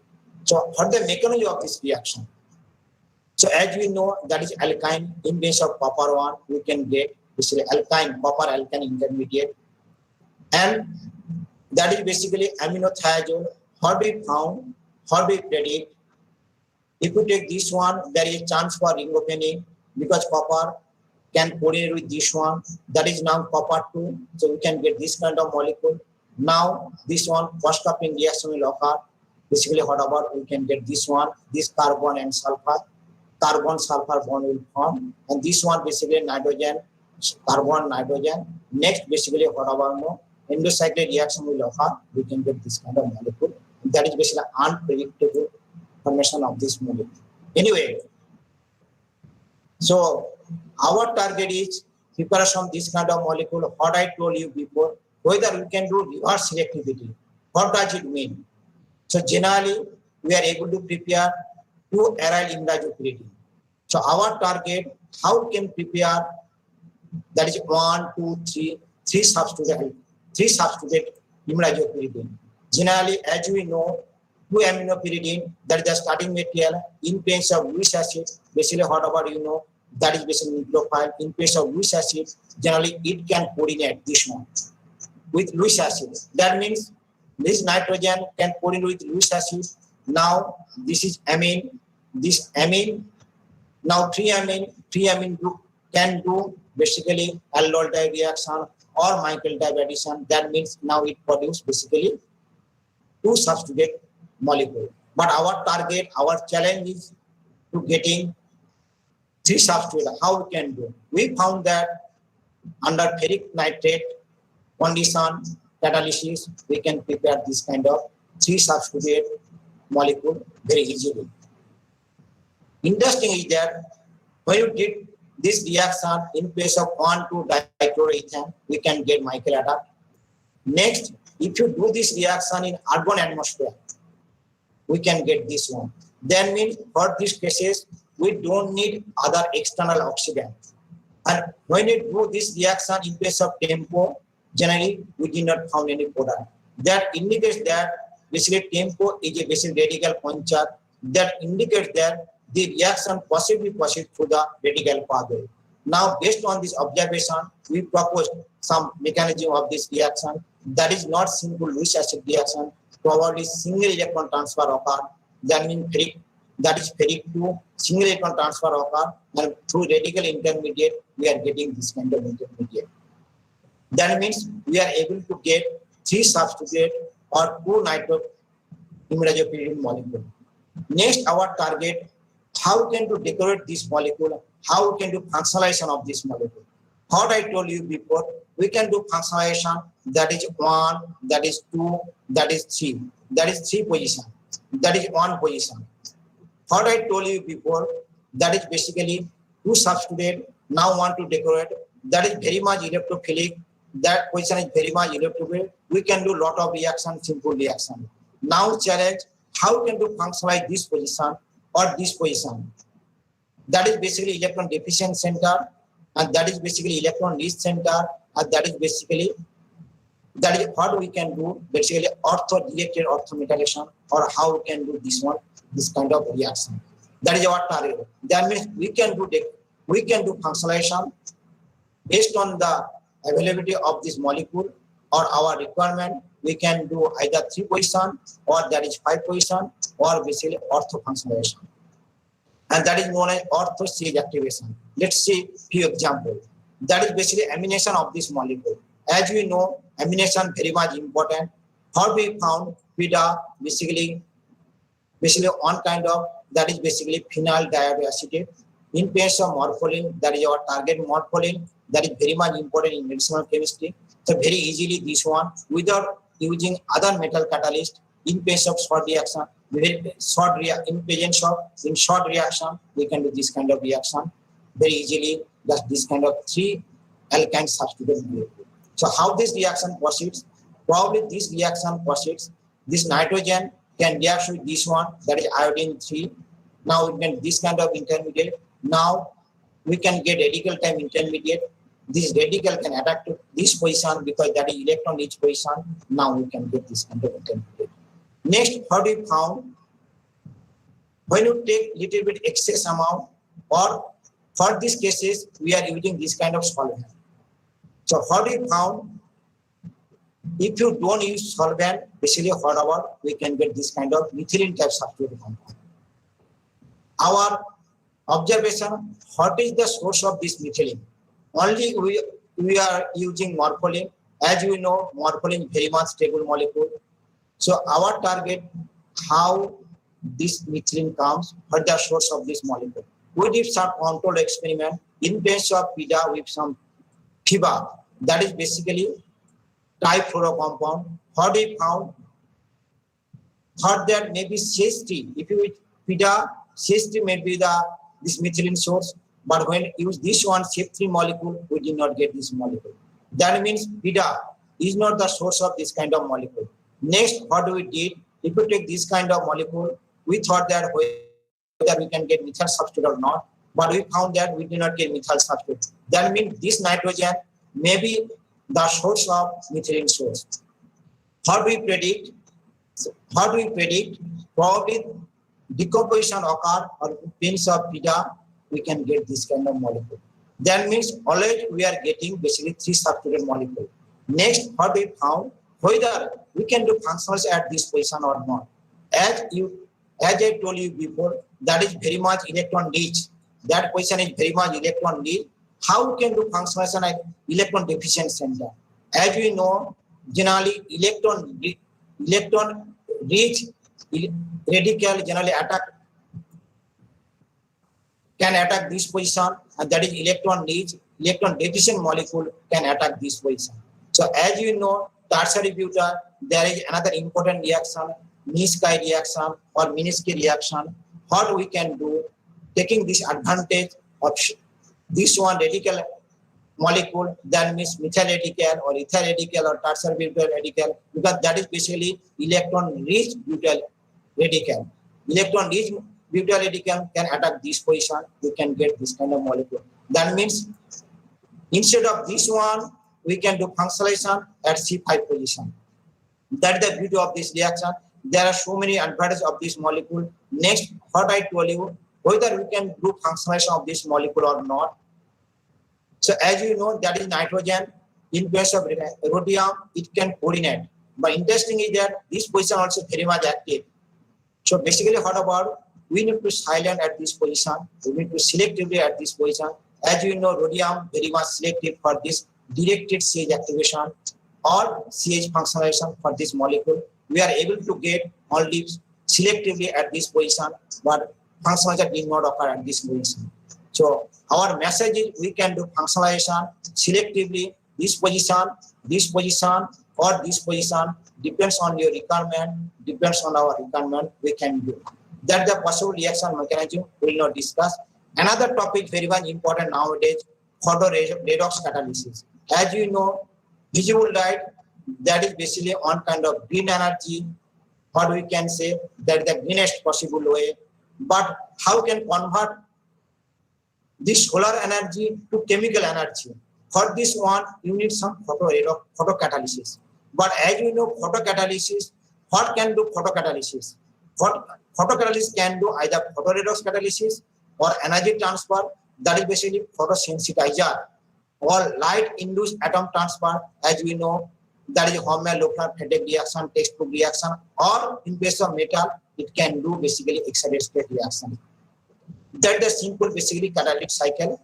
That is photocatalysis. In case of visible light, it will be absorbed, we can get excited state reaction. Now basically either it can lose electron or it can gain electron. If it lose electron, basically oxidative quenching will occur, then means photocatalyst electron positive, and if can gain electron, basically photocatalyst negative dot electron. Then either it can do oxidative quenching or reducing quenching. I will share some experience about this molecule. Probably I have time only 5 minutes more.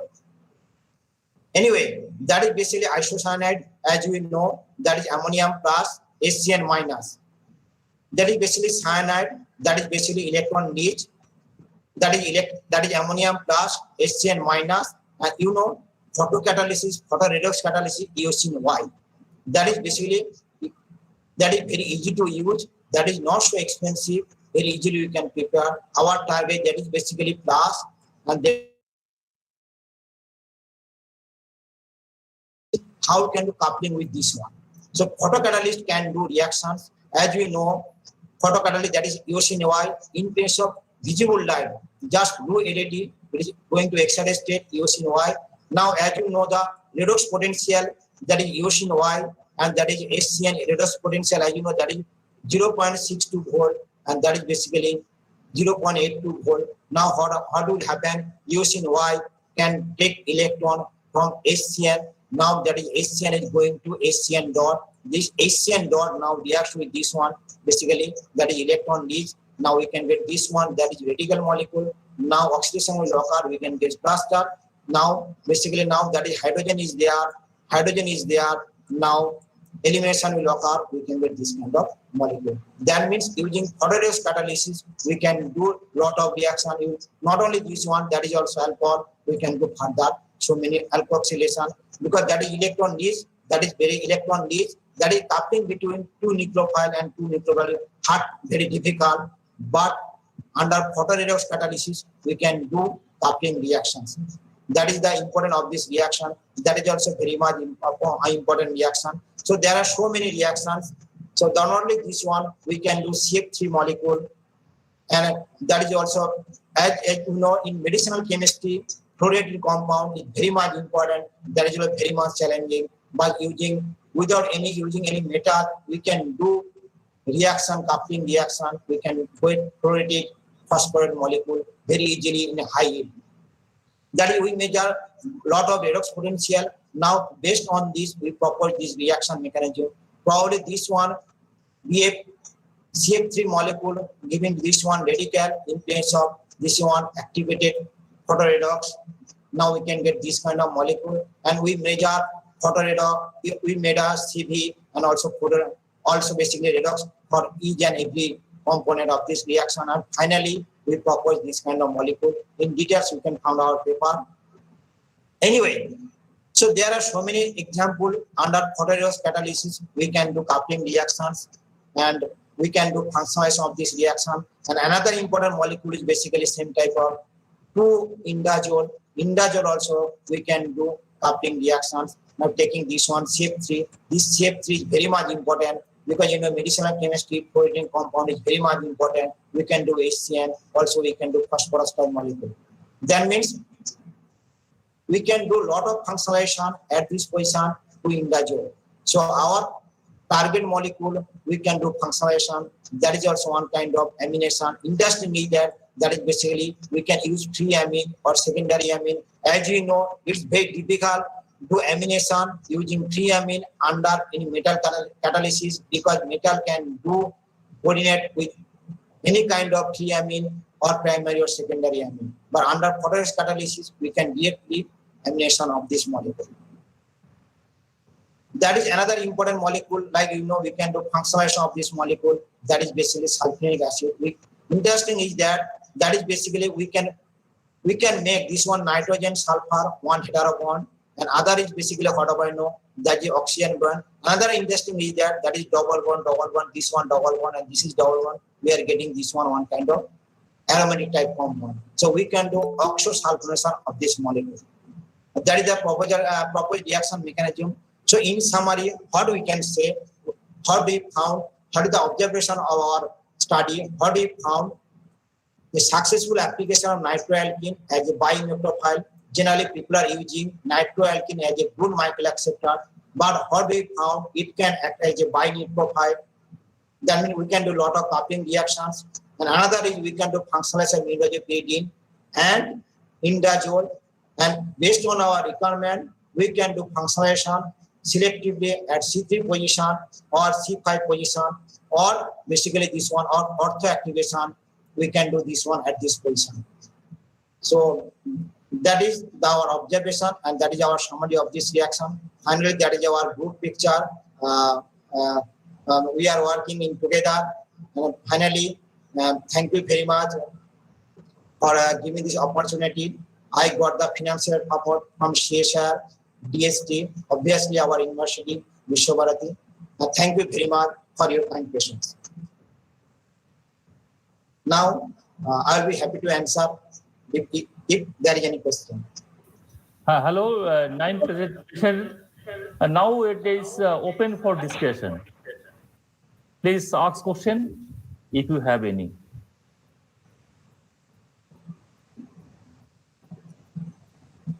Any question from the audience?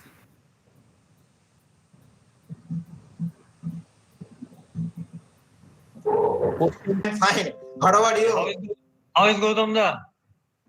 Hello? How is Gautam da, Brahmachari? Yeah, he's fine. He's our present head, present HOD. Fine. Oh, he has become HOD also. That's good. That's good. He's very much active, very much productive. Yeah, that I know. Just like you, isn't it? No. He's doing a lot of work. Okay, Dr. Raja, you have synthesized so many carbon heterobond forming molecules, isn't it? Yes. Yeah. Very fascinating work. Will be helpful for our line of work also. Now, what I am interested to ask you that whether you have done any biological application with your compounds, or you have planned to do that? Honestly, I have one collaborator in Russia. Right. We have some molecule. Presently, we can find one paper in OBC journal. Okay. This biological part, I am not very much expert, but some steroid molecule really shows some very important biological properties. But I am sorry, I am not maybe in biological. I am not expert. But we published one paper. You can find. Fine. But yeah, because your molecules, looking at a glance, we can say that yes, I have not such a vision, but yes, it is really potential for biological activity. What I feel. So if you can carry out some biology with that, I think it will take you in some other direction. Yeah, I understand, but Yeah, right. Some biological part, we need some specific molecule. Sometimes they difficult to prepare some specific molecule. Right. Yeah, thank you. Anyway, best wishes for that. Okay, and it was a very good presentation. Yes, Chairman sir. Yeah. Any question? Any question? Okay, I think there is no question from the audience. And so the presentation is very nice. And I think our students will be benefited by your valuable and nice talk. And finally, thank you so much for your nice presentation. And I am very sorry that due to the problem of internet connections, there are some difficulties in our seminar. So thank you so much again. Thank you, Shah.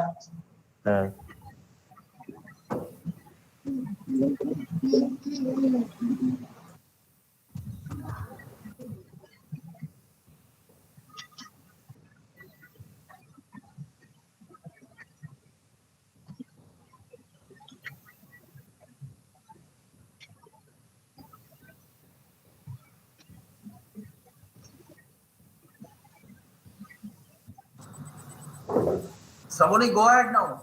Yeah.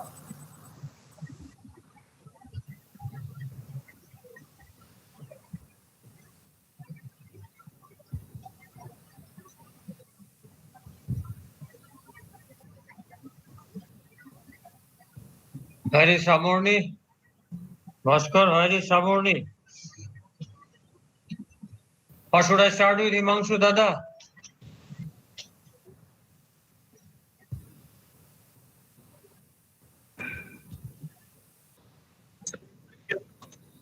I should, isn't it? I think Samurni has gone somewhere else. Yes. So thanks to the organizers. Hey, Samurni, yeah, okay, carry on. Yeah. I'm sorry, sir. Now moving forward, the speaker of our third technical session is Professor Himanshu Shekhar Bose, Director, School of Medicine, Memorial University Medical Center, USA. I would like to request Professor Pranab Ghosh, North Bengal University, to kindly introduce him. Please, sir. Yes, my Dada, Professor Himanshu Shekhar Bose is the speaker. I am really delighted to chair this particular session because we had a very sweet memories with Professor Bose, and this was started since 1983. So on behalf of Department of Chemistry, North Bengal University, as well as on behalf of the Chemical Research Society of India, as a convener of the North Bengal local chapter, I welcome you. And I am really privileged to present you in the form of our students, research scholars, young teachers, and other distinguished scientists. So Professor Himanshu Shekhar Bose, I know Professor Bose since 1984 when I was a postgraduate student of that department, when he was working for his PhD degree with Professor Jahor Das Kanungu. And suddenly, he lost his supervisors. One fine morning when we were in the part 2 classes, we heard that bad news. Yes, Professor JDK is no more with us. But that did not prevent Professor Himanshu Shekhar Bose to stop or to delay his career. With the same pace, he started working on that. And in the due time, he offered the PhD degree. After that, Professor Bose lost. Yes, for the development of his career. He went in so many very renowned places of India and abroad. I'll come to that point. And after that, he was in the peak of his career, and still he is sitting at the peak of his career. So let us cite some of his achievements throughout. Yes, Professor Bose, he studied from North Bengal University in the Department of Chemistry with Organic Chemistry as his specialization during the year 79 to 81. After that, he was with his PhD work 83 to 88. After that, he was in the postdoctoral research with JNU, New Delhi. And in between, he was as a postdoctoral research fellowship with cell and molecular biology in the New York State Department of Health. So 93 to 95, he was there.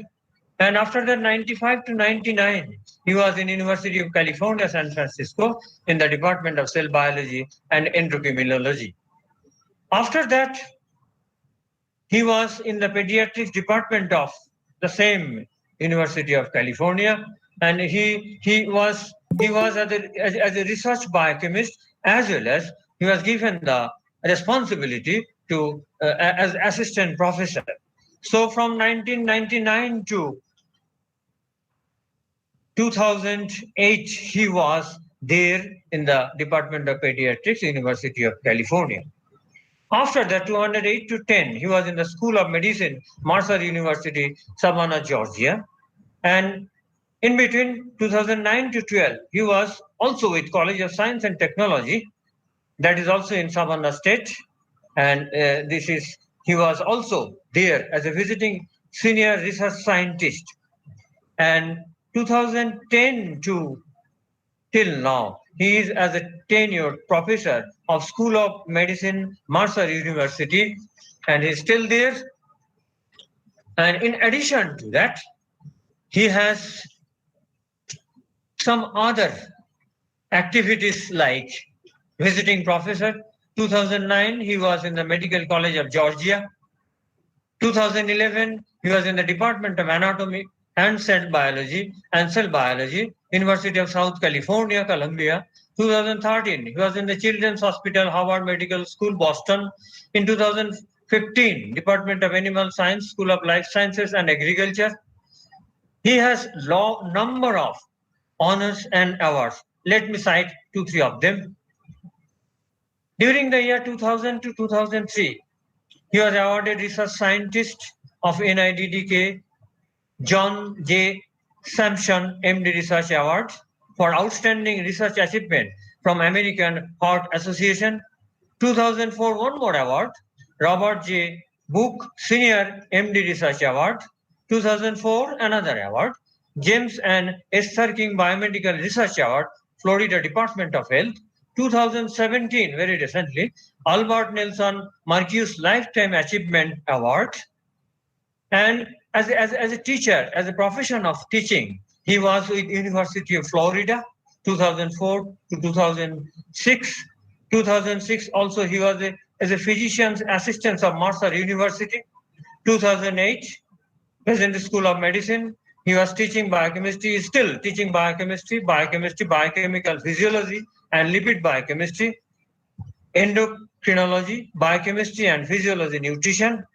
2010 to present, he is the course director, biochemistry, endocrine biochemistry, endocrine reproduction, female nutrition. So this is some of the glimpses of his biodata only. So yes, we are really proud of Himanshu Da because he is our alumni. So his achievement would be a milestone and which will pave the way for our young students as well as the young scientists. So with this background, yes, I'm really privileged to invite Professor Himanshu Shekhar Bose to deliver his lecture. And after that, I will request him to have a very good question answer session with our students and the young researchers. Please, Himanshu Da, start your lecture.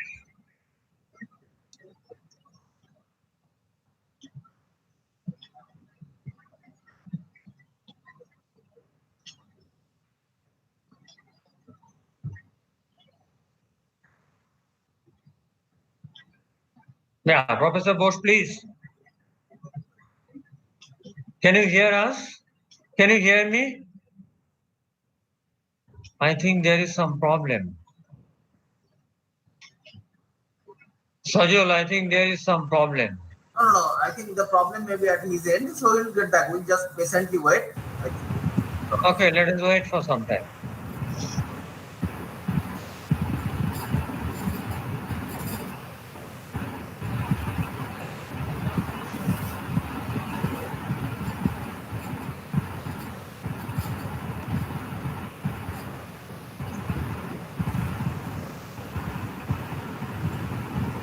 Imran, switch off your microphone. Yes, Professor Bose, can you hear us? Can you hear me? Imran, switch your microphone. Professor Bose, can you hear me?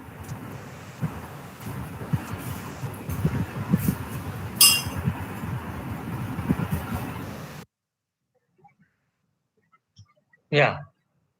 No, I think.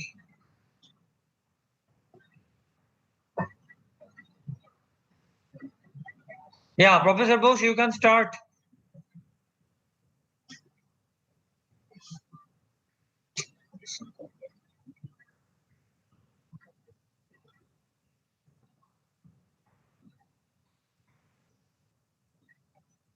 There is some problem.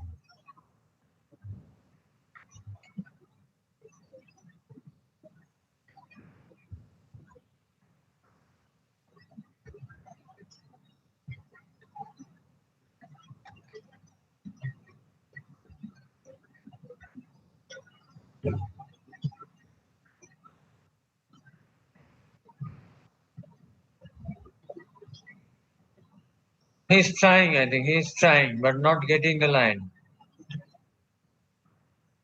He is trying.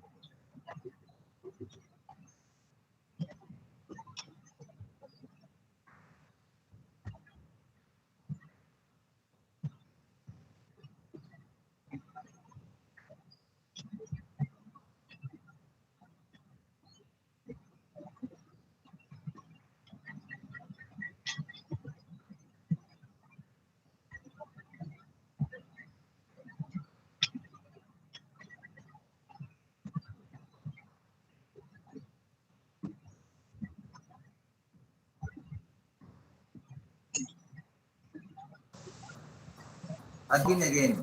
I has to log in once again. He's trying. I think he has taken help from body, isn't it? Anirban? Somebody is helping. I had the same problem, net connection at that time. So Yeah, that we understood. Yeah. Yeah, I had. That's why I had to rush to department. You see, I was at home, but no internet connection for last 1 hour. So I had to come back to the department. See, so at house that is very problem. very poor, very poor. So very poor. So there I have two. That is the Wi-Fi. That is the. I am not such a poor look like you. That is the problem with me. Nobody. They do not know I have only one connection. I have only one connection. That also very poor one.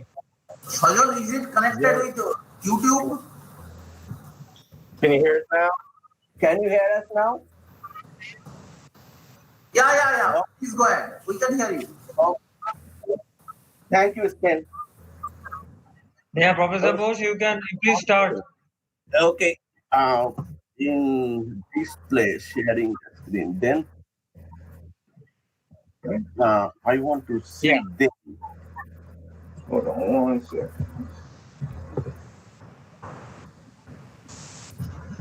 Let's see.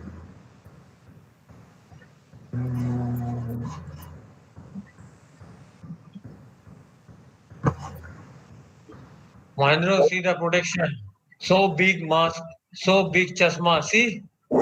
Did you see? Yes. Safety goggles. A very big mask. Right. The screen.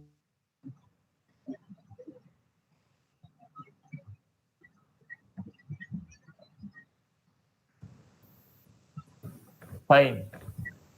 Yeah, fine.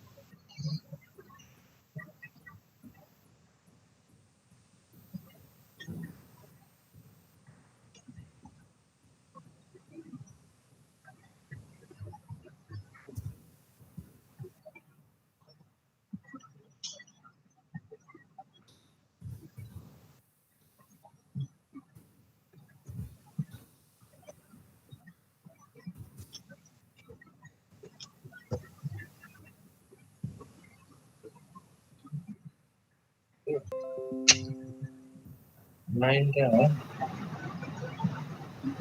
one more minute. আমাদের না, ওখানে মানে হচ্ছে তোমার Georgia.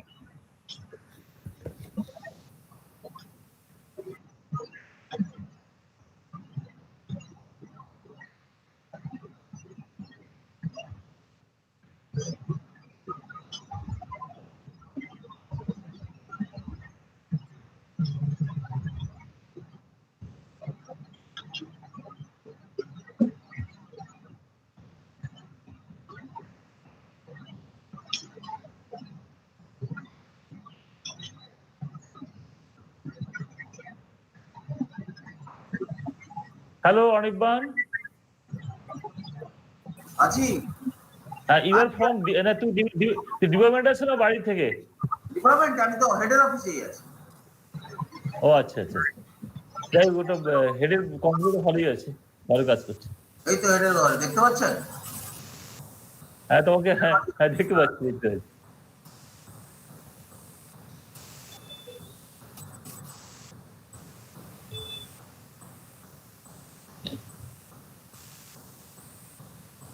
আমেরিকাতেও নেটের problem হয় তাহলে? এটা আমাদের প্রবলেম নয়, এটা আমেরিকান নেটের প্রবলেম।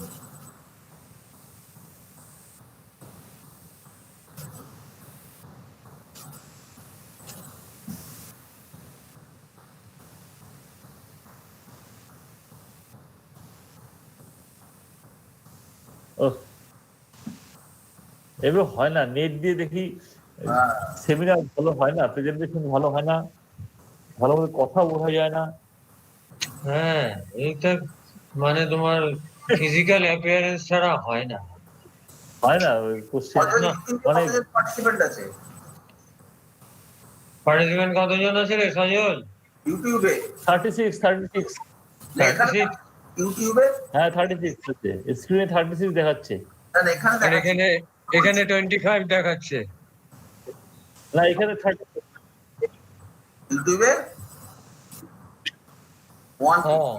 তাহলে মোটামুটি 180 মতো হয়েছে। হ্যাঁ, বাহ, গুড অডিয়েন্স, রাইট। ভাস্কর কোথায় তুমি? দেখছি না। ভাস্কর আর সজল হচ্ছে কম্পিউটার সেন্টারে। ও হ্যাঁ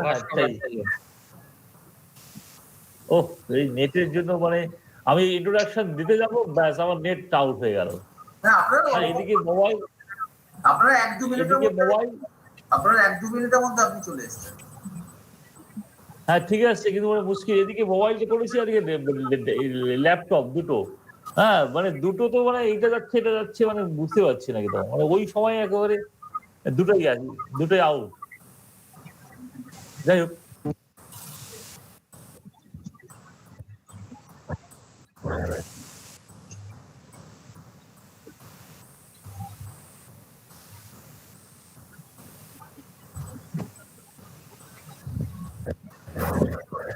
Check, check.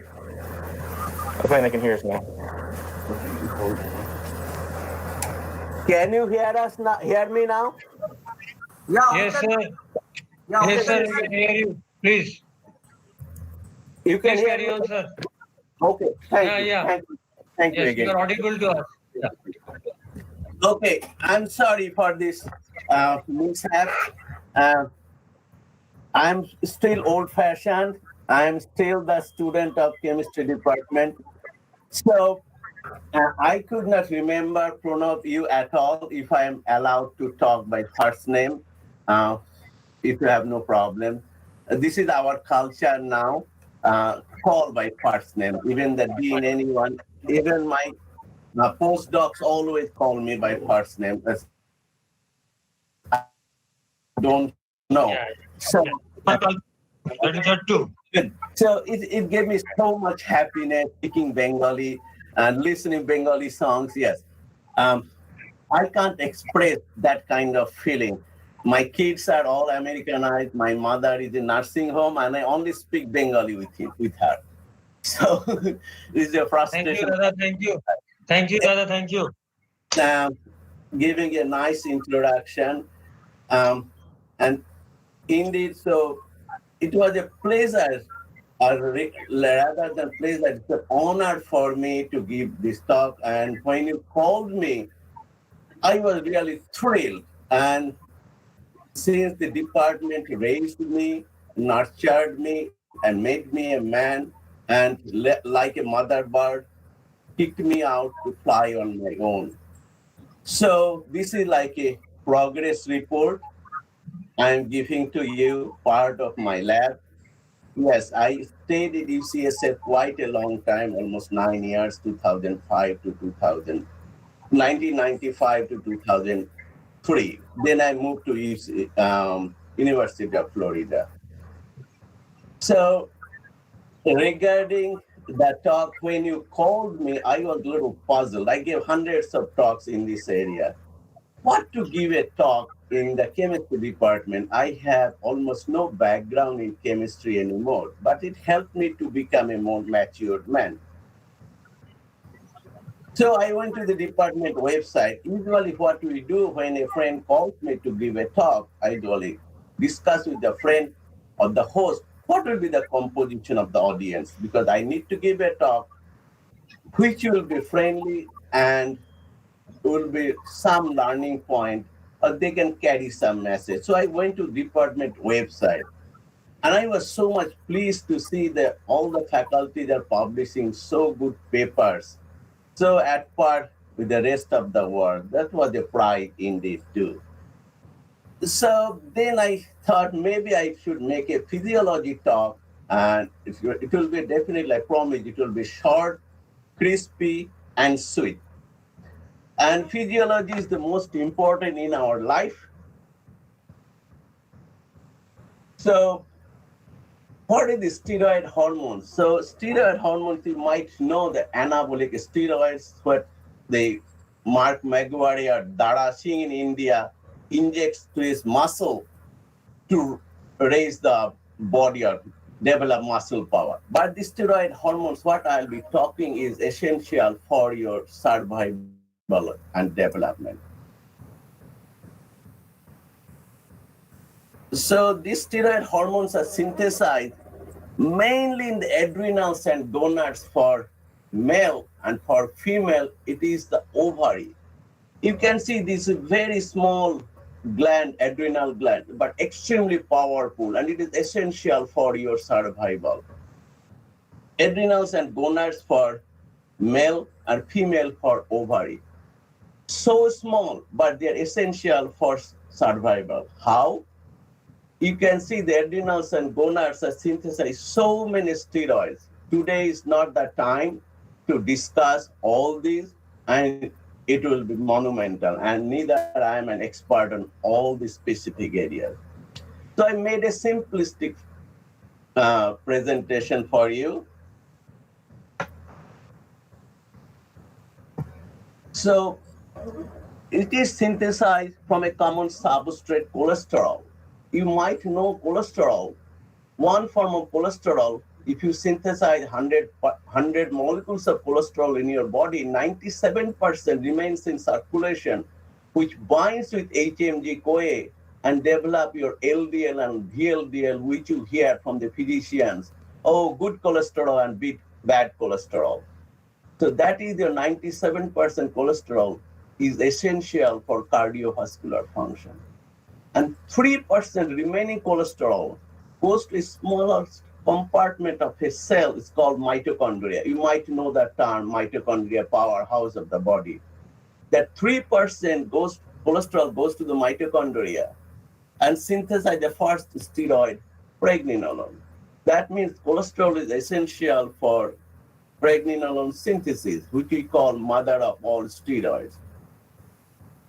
Pregnenolone to last step is mineralocorticoid. What is the function of mineralocorticoid? It instructs the kidney, means adrenal instructs the kidney to retain sodium and discard potassium and hydrogen ions. Same chemistry came back. So how much sodium? If your sodium concentration becomes less than 120 milliequivalent per liter, normal is about 140. It should not be more than 140. You will retain potassium and hydrogen ions. If the situation persists, your pH will drop from 7.4 to 7.2 in the blood, and you will retain potassium. You will die within 2 weeks. Your heart will start cramping.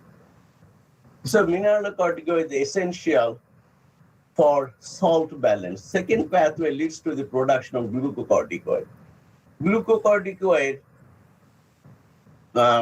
helps in carbohydrate metabolism and stress response to hormones. Like if you have a sudden accident or injury or illness of the students, they have exam coming, they have high level of cortisol that is provided by the adrenal gland. So it is extremely important.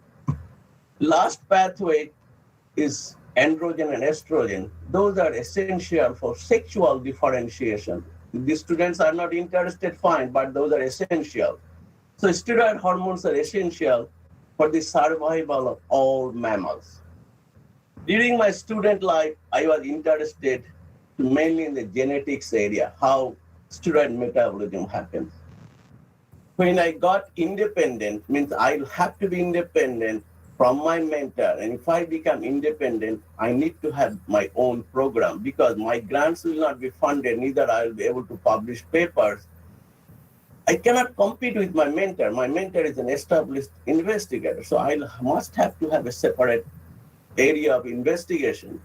So I started investigation while I'm working with Walt Miller.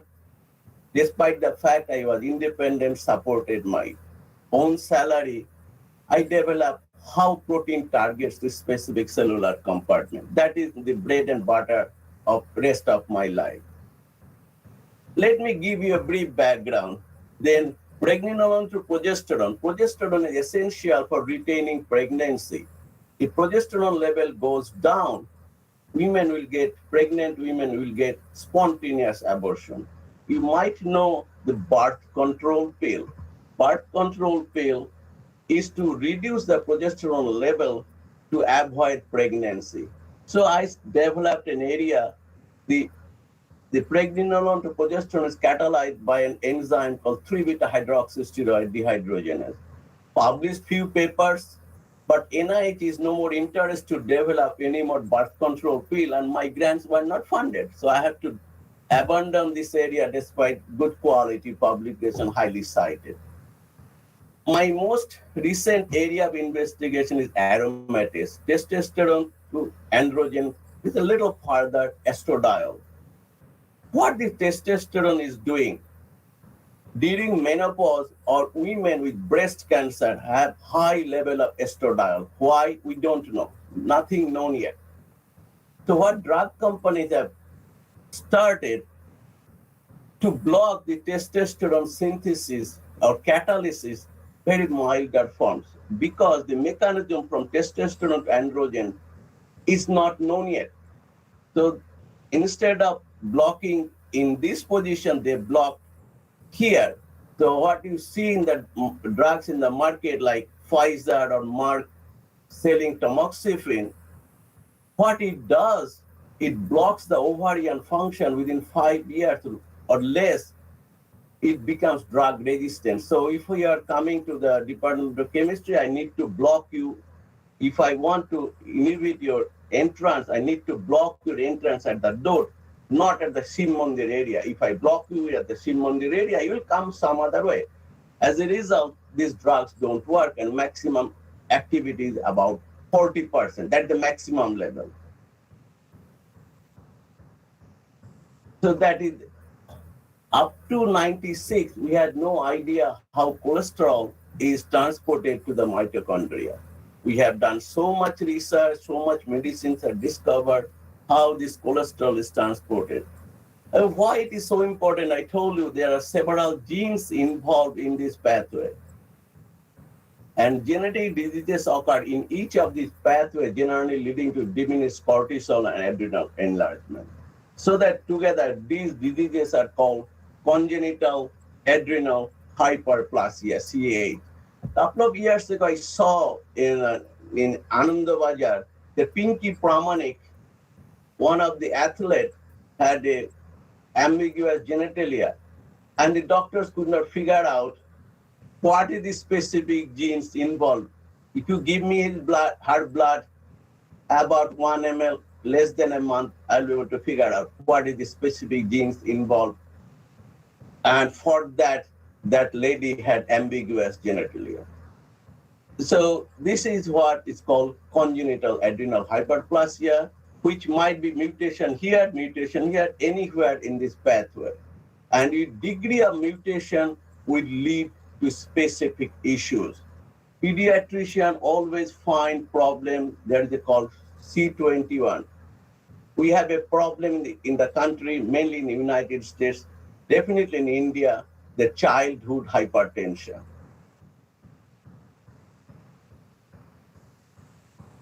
And the steroid stimulation happens in two fashions. It's chronic. Always you need mild amount of steroid.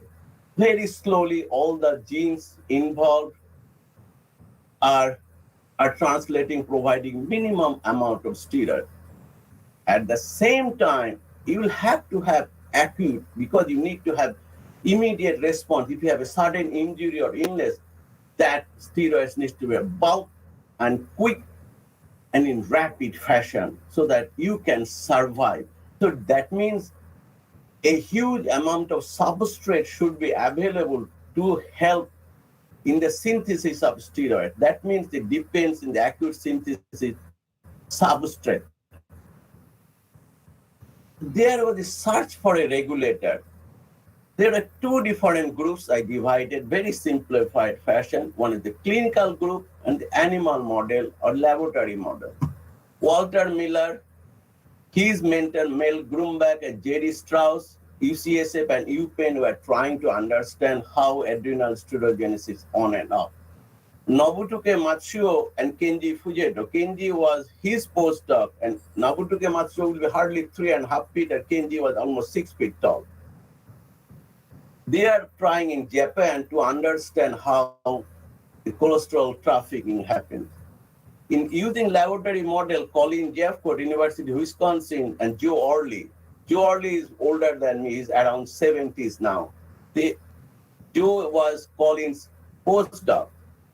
They were trying at the University of Wisconsin. Vasilis Papadopoulos, he was originally Greek, moved to United States. He and Al Capone at Switzerland also trying to understand using laboratory model. The two front runners, Nanette Orme Johnson at Tufts University, Boston, and Doug Stocco at Texas Tech, were also trying to understand how adrenal steroidogenesis but on and off.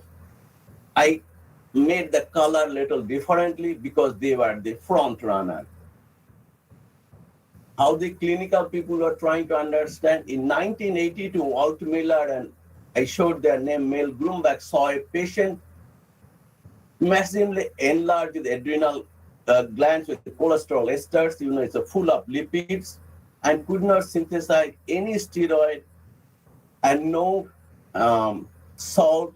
As a result, the patient died. Top of it, their genitalia looks like female genitalia, although they are 46XY male. So outside they look like female, inside they are male. The kid survived about 3 days.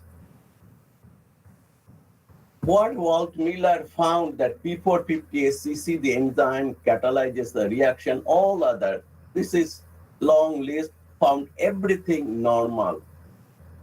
Bacillus Papadopoulos tried to sell PBR, also normal.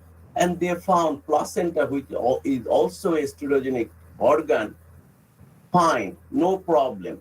That means there is a delivery problem in the substrate.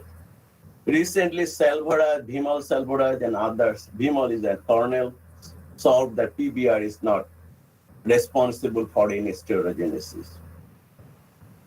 So if I analyze their all genetic function, no mineral, no salt, so there is no progesterone, no stress. During stress, they could not survive, and they have ambiguous genitalia. That means whole pathway is blocked.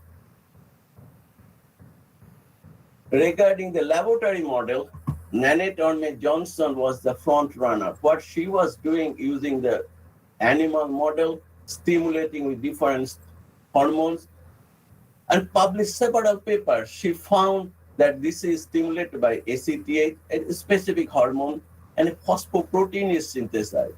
It is also happened in the rat ovary, and this protein is very quick and is phosphorylated form. Protein is activated or inactivated, and activity depends on the inactivation or activation.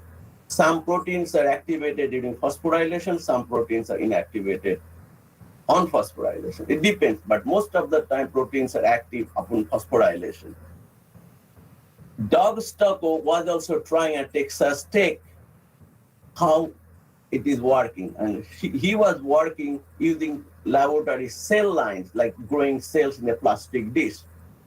The competition was very severe. You can see back-to-back JBC paper in the same issue. So if I analyze Doug Stocko and Nanette Johnson's work, cholesterol is stored in lipid droplets as cholesterol esters. It is hydrolyzed by cholesterol ester hydrolase. I don't need to tell in the chemistry department that one hydrogen ion will hydrolyze cholesterol esters. Free cholesterol is liberated. And how this free cholesterol is transported to the mitochondria was not known. What Nanette Johnson and Doug Stocko tried, there is a factor, they say phosphoprotein is responsible for its transport.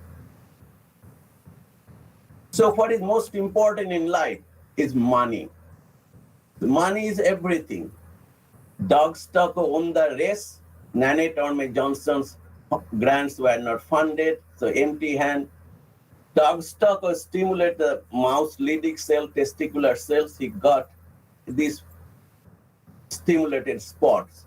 He excised those spots and cloned and termed as a steroidogenic acute regulatory protein, or STAR. Do you have an idea how long did it take for Doug Stocko? 22 years.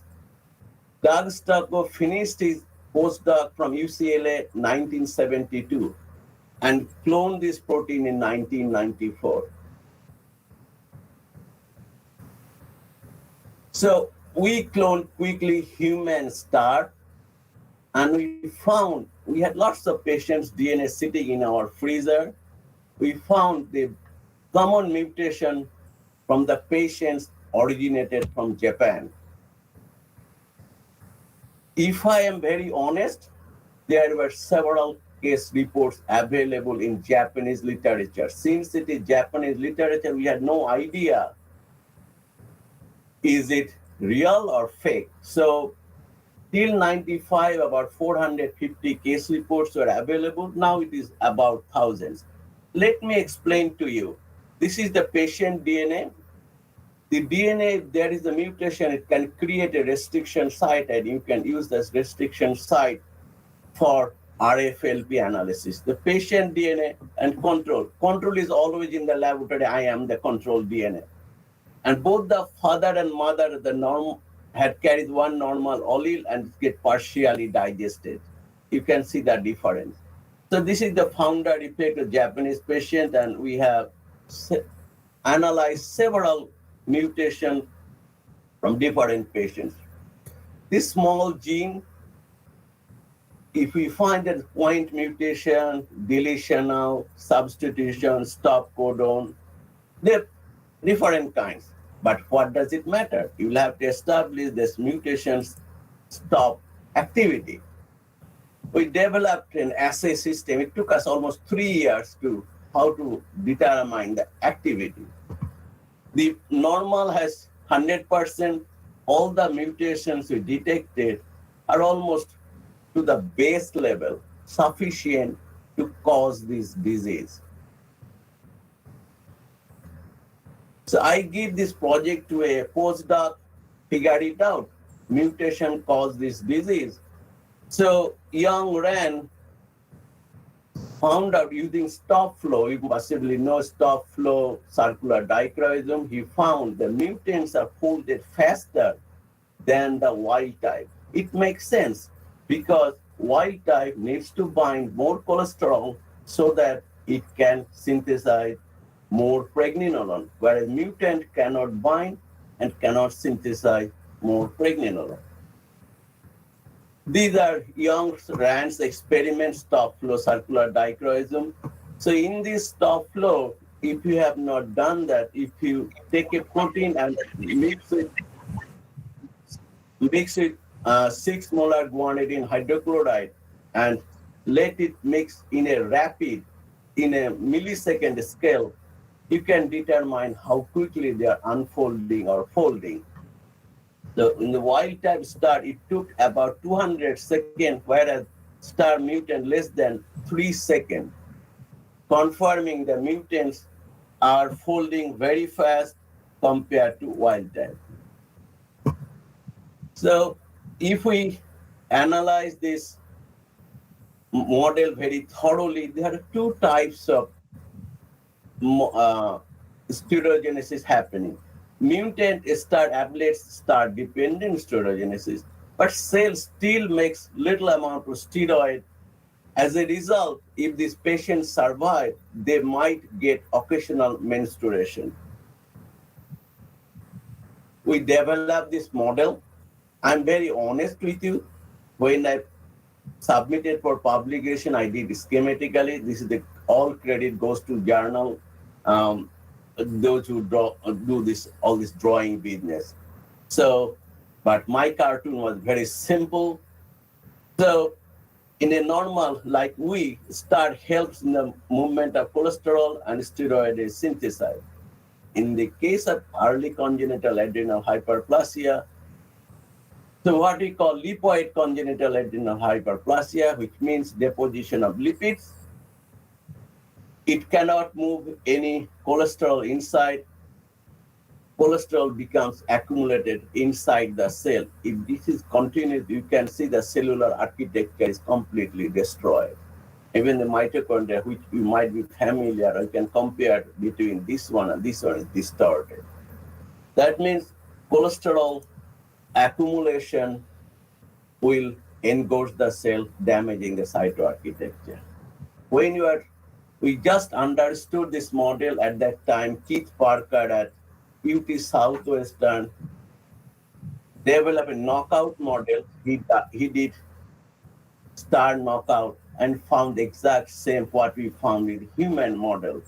Litters were born, they are hard to survive more than 3 days with glucocorticoids, what we call cortisol. And the adrenal architecture was invisible, full of lipids. So we published in 96 December, and competition was published in August 97 in PNS. So what does it matter? We have done lots of genetics, lot of analysis. This is now a mandatory test to any pregnant women in United States after first trimester to see whether she has a lipoid CAH mutation, LCAH mutation or not.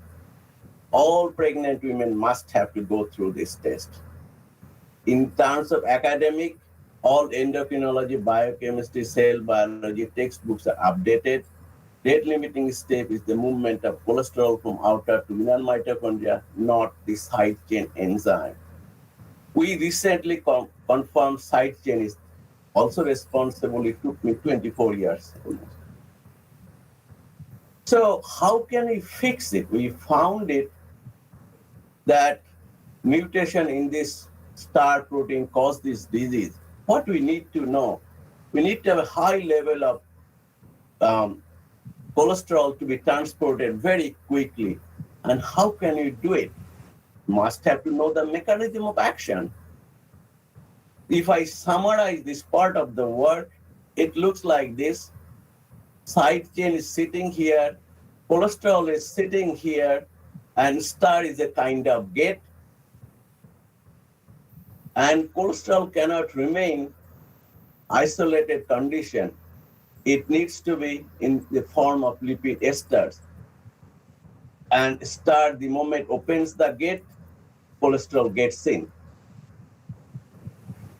When you are trying to understand how star works, Jerry Strauss at UPenn reported that star does not need to be inside the mitochondria, it can work outside the mitochondria. This is Jerry Strauss's mechanism. I gave this project to another postdoc, and she is from Sri Lanka. Her full name is very big. Kankani Tantri Paduka Maishini De Silva Rajapaksha. It took me a while to memorize her name. She found the small amounts of cholesterol helps in the folding of star, whereas large amount of cholesterol denatures the star protein. This is her model of action. The black is the star, red, and between red and yellow is the cholesterol. A small molecule of cholesterol, it is partially unfolded. Little more cholesterol, it's mostly folded. When you increase the number of molecules of cholesterol, it's mostly unfolded, and highest, if you increase more, completely denature. And she, using stop flow and fluorescence, she figured out that 220 molecules of cholesterol are transported by 1 molecule of star. This is her experiment using stop flow. Then we devised an experiment because outside the mitochondria, there will be an electron transport, so mitochondrial pH goes down. You might know the proton pump. We equilibrated star at lower pH and higher pH. At lower pH or higher pH, protein is supposed to be denatured, and we did analysis through mass spectrometry. What we have found, the protein has a 63 to 188 amino acid solid rock domain, which does not like to unfold, and rest of the carboxy terminal very loosely folded, which helps possibly in the transport of the cholesterol into the mitochondria. These are the experimental designs. This is 3D analysis at lower pH, even alpha helical conformation goes up without changing the beta sheet. When you equilibrate it at 30 minutes or 45 minutes, 4 degree or 20 degree, you can see a band is protected.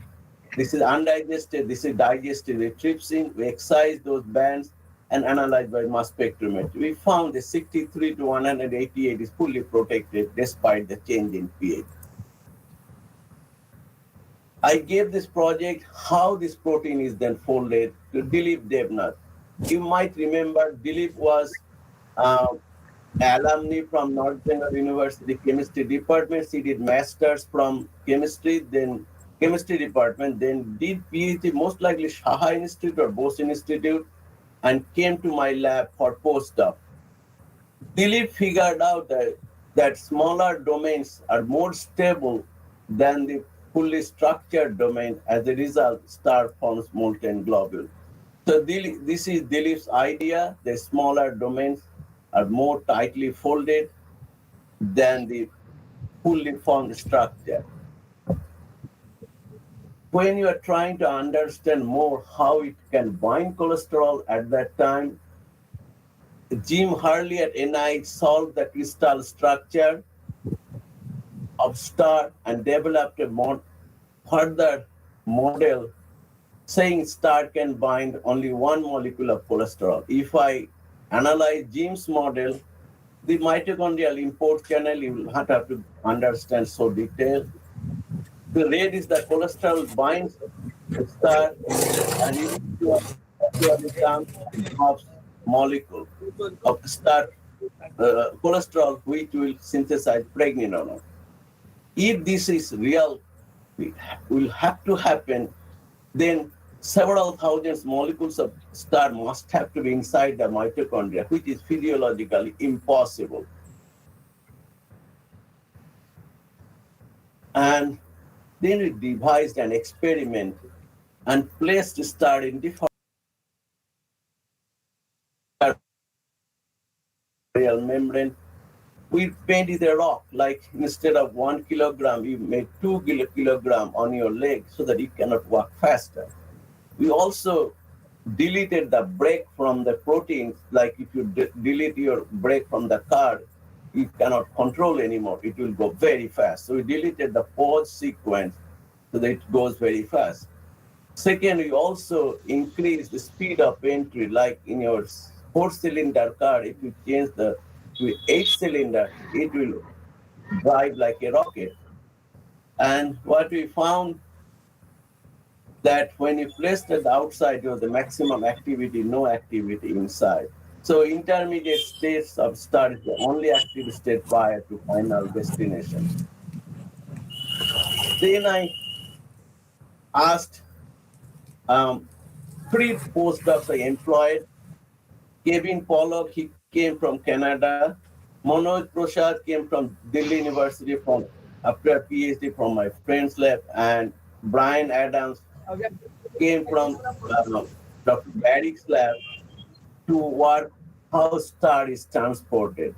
The 3 musketeers worked for a while, and what they have developed as mitochondria, there is a link. If the link is not solid, it is tethered. It's called mitochondria associated ER membrane. And star is sitting here. And GRP70, the master chaperone, you might have heard, responsible for apoptosis or cancer, helps in the folding of the star. And first, it helps in the docking of BDAC1, then it goes to this membrane, finally goes to the mitochondria. So these are the experimental results. This is the way we do experiment. We always run gels. Different form of siRNA, this is the we block or we delete it because no import, no activity. These are the important problems. How can we fix it? If you don't know how to fix, some of them I touched. STAR facilitates cholesterol transport into mitochondria. Mutation in STAR causes lipoid CH, that's specific patients. STAR acts on the outer mitochondria. The only phosphorylated form is active. I did not touch this area at all. There is specific proteases involved for the folding. BDACs, what is essential for apoptosis or cancer producing, are also essential for STAR processing. GRP70 and master chaperone is essential for its folding. But Mancini discovered that 220, 230 molecules of cholesterol transported by each molecule of STAR and mitochondrial receptors are essential for metabolic reaction. So this is a suggestion for graduate students, postdocs, and junior faculty. Vasilis Papadopoulos, currently he is the Dean of University of Southern California, published 300 papers, over 320 papers, claim that TSPO is equally responsible working with STAR for mitochondrial cholesterol transport. This he continued from 1987 to 2015, over 30 years. Himal Salborad from Cornell and Al Chaponi from France confirmed TSPO has no role. So he has no more grants funded. His complete work is on shame. Over 300 papers he published. Walt Miller, my postdoctoral mentor, Amy Lee from Southern California, Jerry Strauss, commenter, others show GRP70 has no role. Cholesterol transport, we confirmed the GRP70 is most crucial for cholesterol traffic in 2017. My postdoctoral mentor said, this is the first rate limiting step. We confirmed this is not the first limiting step, the second rate limiting step. So if you believe on some idea, if you are firm on your idea, you need to pursue it. Don't give up. Your mentor said something. So I must acknowledge the most important person, Randy Whittle and myself, the postdoc together. Randy was in mass spectrometry lab with Al Burlingame and Mike Baldwin. I was in pediatrics. After Randy is a Canadian. So after a postdoc, he moved to Canada and became the director of mass spectrometry facility. That's the blessings for me. I could not afford that kind of money. He does all mass spectrometry for me. Brandon Marshall does all my electron microscopy. I cannot pay them because one R01 will not be enough. So this, I just acknowledge them as a co-author. So those who worked on the reproduction project, Mohua Bose, she was very successful after leaving my lab. She went to a few companies. Now she's the director of new genetics at Ames, Iowa. Dilip Devnath, I told you, was your student, did masters from your department. Now he is a full professor at Panchanan Burma University. Yue Chen is also a glorified postdoc at University of Michigan. Manoj Prasad, he's now assistant professor in Savannah State. Maheshne Rajapaksha, he's now instructor in our department. Kevin Pollard, who came from Canada, he's now the dean at Xavier University. Young Ron is a grant-funded assistant professor in Florida. Ismail De Castro was my clinical fellow. She is the faculty in the hospital. Jasmeet Kaur, he worked mostly in the cholesterol trafficking, is now assistant professor at PGI Chandigarh. All of them stayed 6 to 8 years in the lab. Brian Adams is now assistant professor at Truman State University. Chao-Chin Huang is now at Oklahoma. And my collaborators, I told you about Randy Whittle. Walt Miller is my postdoctoral mentor, collaborates with me. Holly Levoy is the University of South Carolina, Columbia. She provides the, after IVF, we get the ovaries from the, not ovaries, actually follicles. Jane Thomas, he does for my baculovirus expression. Brandon does my EM. John Bell does electron microscopy, and Vishu Lingappa educated me in the cell biology. And Marco Colombini, I did not talk about his work. He does electrophysiology.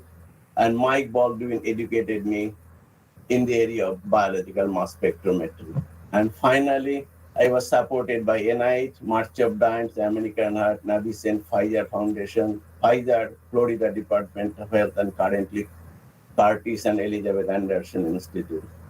With this, I'll stop, and please feel free for any question you like. I like talking, so our lectures are 3 hours. We give lectures at least 3 hours. So you can ask me as many questions as possible, and I really enjoy it.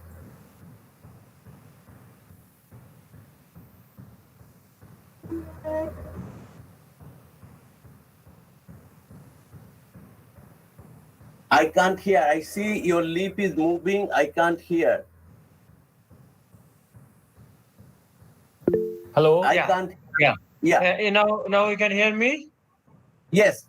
Yeah. Yes, Professor Bose, it was a very nice lecture, very informative, and very useful to all of us. So where is chemistry? What chemistry is doing actually, this was reflected completely throughout that lecture. So as a consequence, we have too many questions.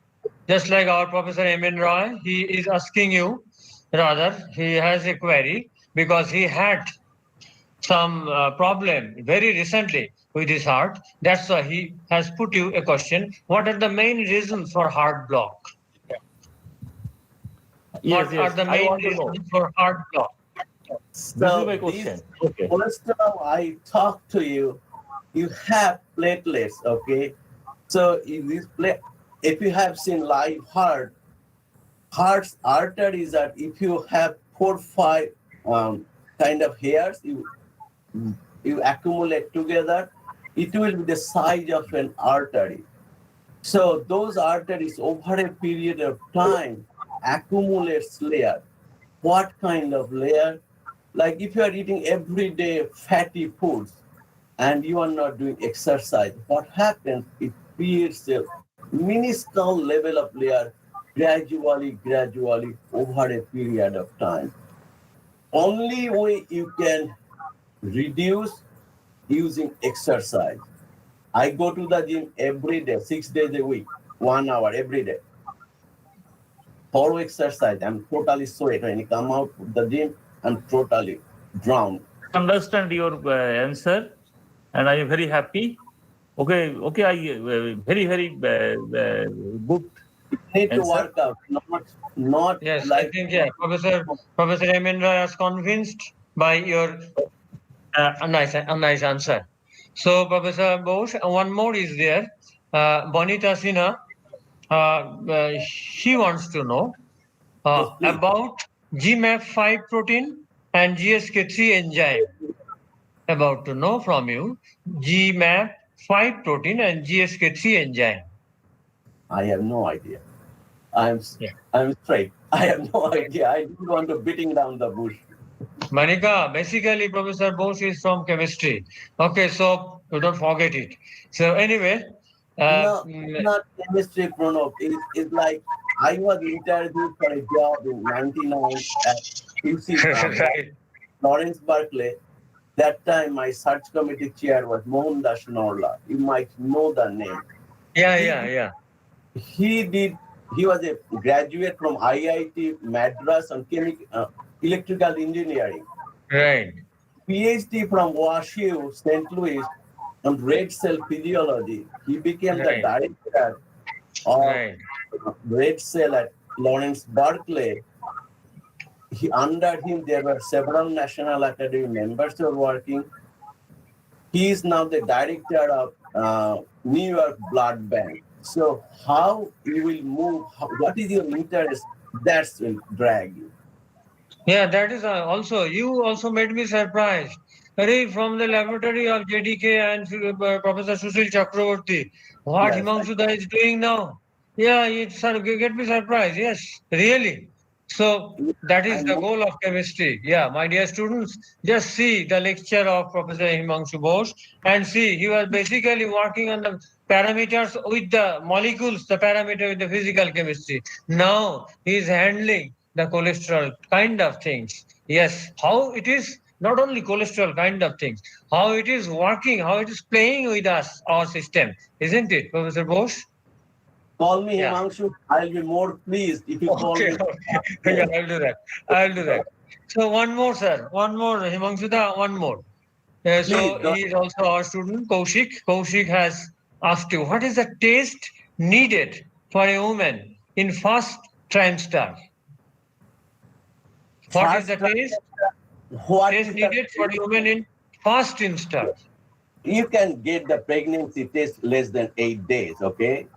Because HCG will go up if you take the urine test, strip test. So at that time, you basically don't need until you have a problem. So what you need to do, what is the progesterone level going on? I'm very honest, I don't know Indian system because I'm kind of raised in this area, in this country. So in United States, there are different states have different rules, okay? What is in California is separate from Georgia. We have pregnenolone test is mandatory.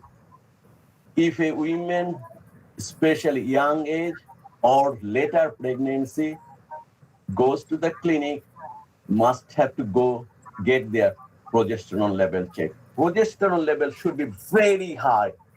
How high? About 4,000-fold higher than normal level, about 4,000-fold. If the progesterone level is lesser than this, will be a question how to treat. Fine. Okay, Himanshuda, can you put some light on our third variety? What are the things associated with them? Just make it a point. What is about our third variety? So what are this steroidal level there? Steroid is a big field. I'm not an expert on every aspect. But I know. My Yeah. area is reproduction and female reproduction. And I'm male. Right. So if you ask me more specific, I can answer. Okay. I work with the pediatric endocrinologist, like when you understand, when a baby was born, it's very high hypertension, mom will be always crying, okay? Right, It is your right. baby. So what happened, I get physical data from the clinicians to help them in interpretation.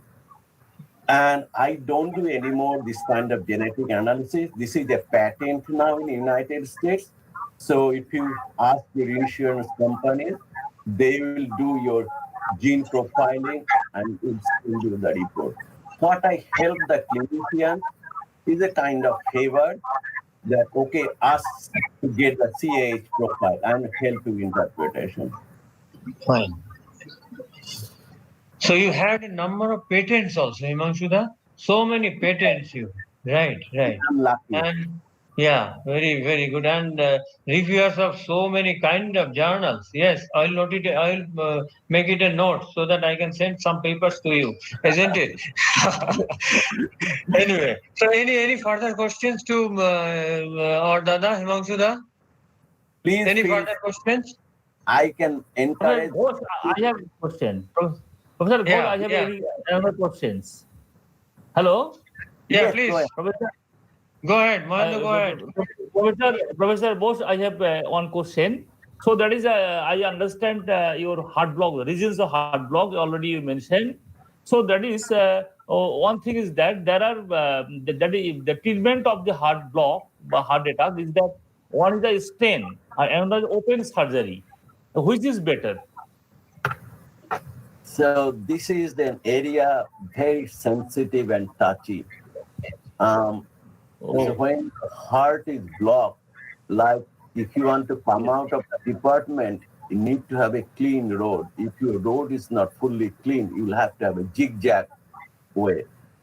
Okay. If you can do through regular cleaning, it can be clean, but after it reaches to a certain stage, then it's better to have a bypass. We don't know the mechanism.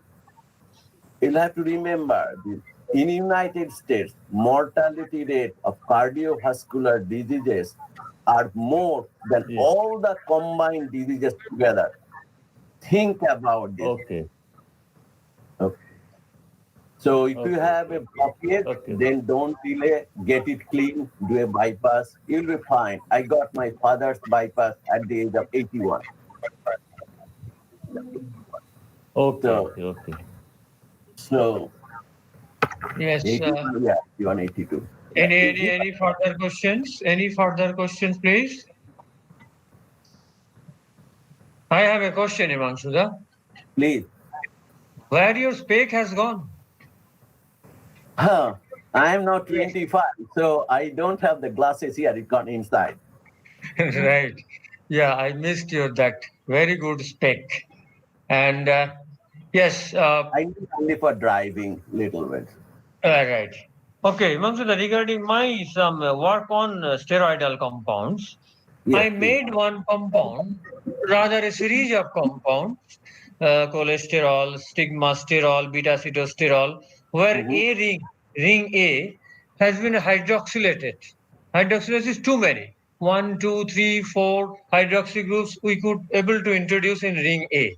And surprisingly, we did observe that, yes, suddenly from the solid-like properties, they gone into the form of a gel-like skeleton.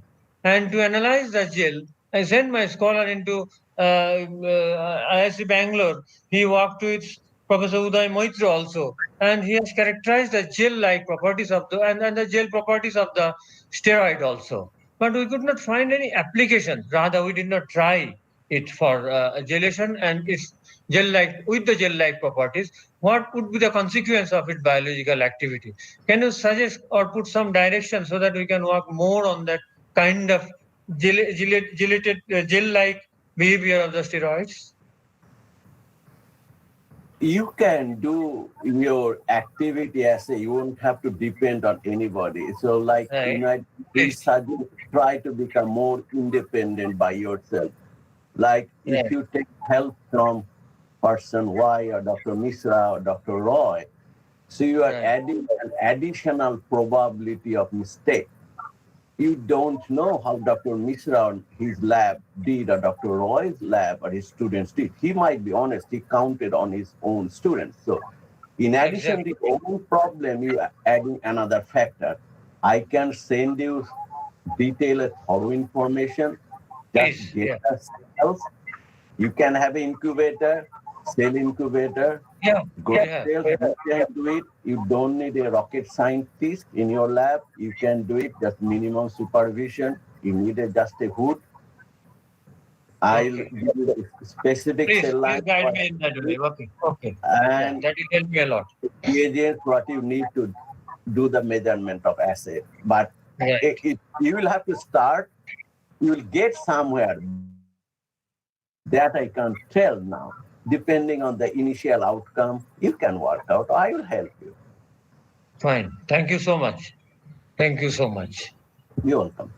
Okay, one more question is came. Himanshuda, this is how STAR helps for mitochondria mutations and its time duration. Prabhat Kumar Swine is asking you how STAR helps for mitochondria mutations and its time duration.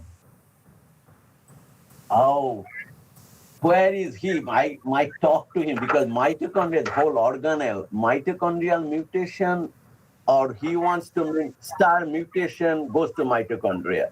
The question is not clear to me. Yes, where is Prabhat? Sajal, can Prabhat talk to us? During our time, we used to have lots of Nepali students, and they used to speak more Yeah, it Hindi. is there. It is there. Till it is there. Yes. Okay, please Right. feel free to talk if any form. I'm okay with Bengali, also okay with Hindi. And you can ask me freely. I'll definitely help you to understand. Yes, where is Prabhat? You can ask directly to sir. Where is you? Where are you? Sir, good evening, sir. Hello? Yeah. Good evening. Yes, you can remove your mask and I can hear better. Hello? Remove the mask. Remove the Okay, mask so okay. sir can hear you. Okay. Good I'm evening, one sir. of the alumni. Yes, sir. Go Actually, sir, ahead. I want that you told that STAR how it can mutate that mitochondria and what is that? It will mutate some certain time limit, or is there any limit of time in say 1 hour, 2 hour, or a certain 1 week like this? Okay, so this you have asked a very old physiological question. Why the gene is mutated at what condition? We don't know. Okay, so maybe you have two DNA allele. One allele is normal, another allele is not normal. So your dominant allele, which is transcribing to protein, then it is fine. Yes, sir. But if your non-dominant allele and from you and your wife generates or combines, then the mutant allele will be generated. As a result, it will be lethal for the baby. So at what position, what condition, we don't know. It happens randomly everywhere throughout the gene. If you go through more of the leukemia, more of the white people, not you or me, we get more cancer because of the ultraviolet light. How the UV light is nicking the DNA, we don't know. What we know, it nicks, and after then, topoisomerase, which unwinds the DNA, and if topoisomerase just unwinds, it cannot translate anymore. Why and how it happens, we don't know. In a day, about 20,000 genes are mutated, and most of them are repaired every day, but not all. And mutants are usually discarded off from the cell.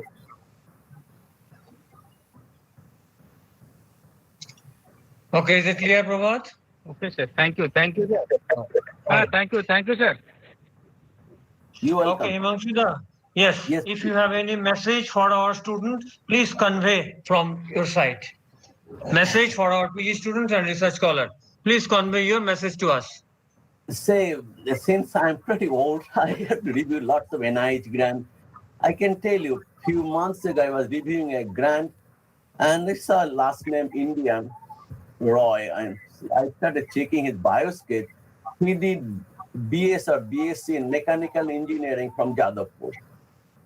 Then he became an immunologist. He's an associate professor at University of Pittsburgh Medical Center, associate professor of immunology. So how and what you are doing is up to you only. My postdoctoral mentor is an MD. He has no PhD. He does not see patient. He cloned the bovine growth hormone. He got several hundred millions out of that. And whatever milk growth you find in your Jersey cow in India, that was he cloned that gene. So he's an MD. He never worked never sees patient.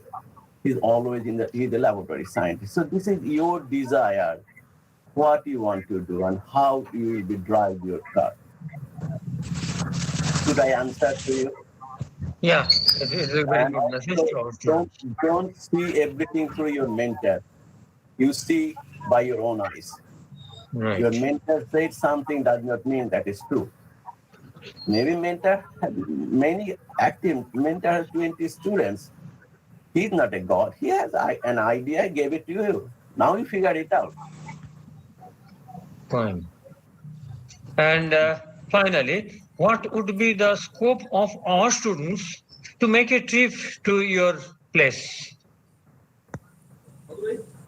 Currently, if there is a word called impossible, this is impossible. Visa Right. problem. Old days, when I was a junior faculty, like I hired Dilip, I used to send the ad in science or nature regular. I will get 1,000 applications. It's very hard to screen. Then if I find few names familiar, I call them, interview them, bring them. It used to take about 8-9 months to a year to process all these visas. Currently, all visas are stopped. So at least a year and a half later, it's possible, but it's too early to talk. Visa restriction. Yeah. What will happen if Trump again wins? I don't know what is going to happen. And it depends on the election. Yeah, right. After that, it may change also, isn't it? We don't know if Trump wins, what will happen. I can't tell. Right. And But if Biden comes, there may be some changes you are expecting. yes, if Biden wins, it's very difficult. What will be the policy? Because our economy is very bad now. Yes, worldwide. Yeah. We have in-person classes from May. We are all teaching. I am doing in person. Only Right. 6 I did through Zoom. All are in-person classes because the university could not handle the monetary loss. So brought all students in person. Right. Okay. So thank you so much, Himanshuda, for spending so long time with us, because I know that you are very busy with your teaching, with your research activities. Yes. So, but still, you have shared about more than 1 hour. Yes, more than 1 hour with us, and making a very interesting lecture and answering very adequately our questions also, and your message also conveyed rightly to our students. It's my Take pleasure. anything? and honor. Yeah. And Thank you it is so my much. moral responsibility. I did Yeah. not forget my roots. Right. This is your responsibility also, Himanshuda. Yes. Yeah. Yeah. Because this is your mother department. Anyone can feel free to communicate with me. In case if I do not respond to first email, please send me 10 times. I'm a normal human being. I might have forgotten. So I with might- your kind permission, I can share your mail with our students.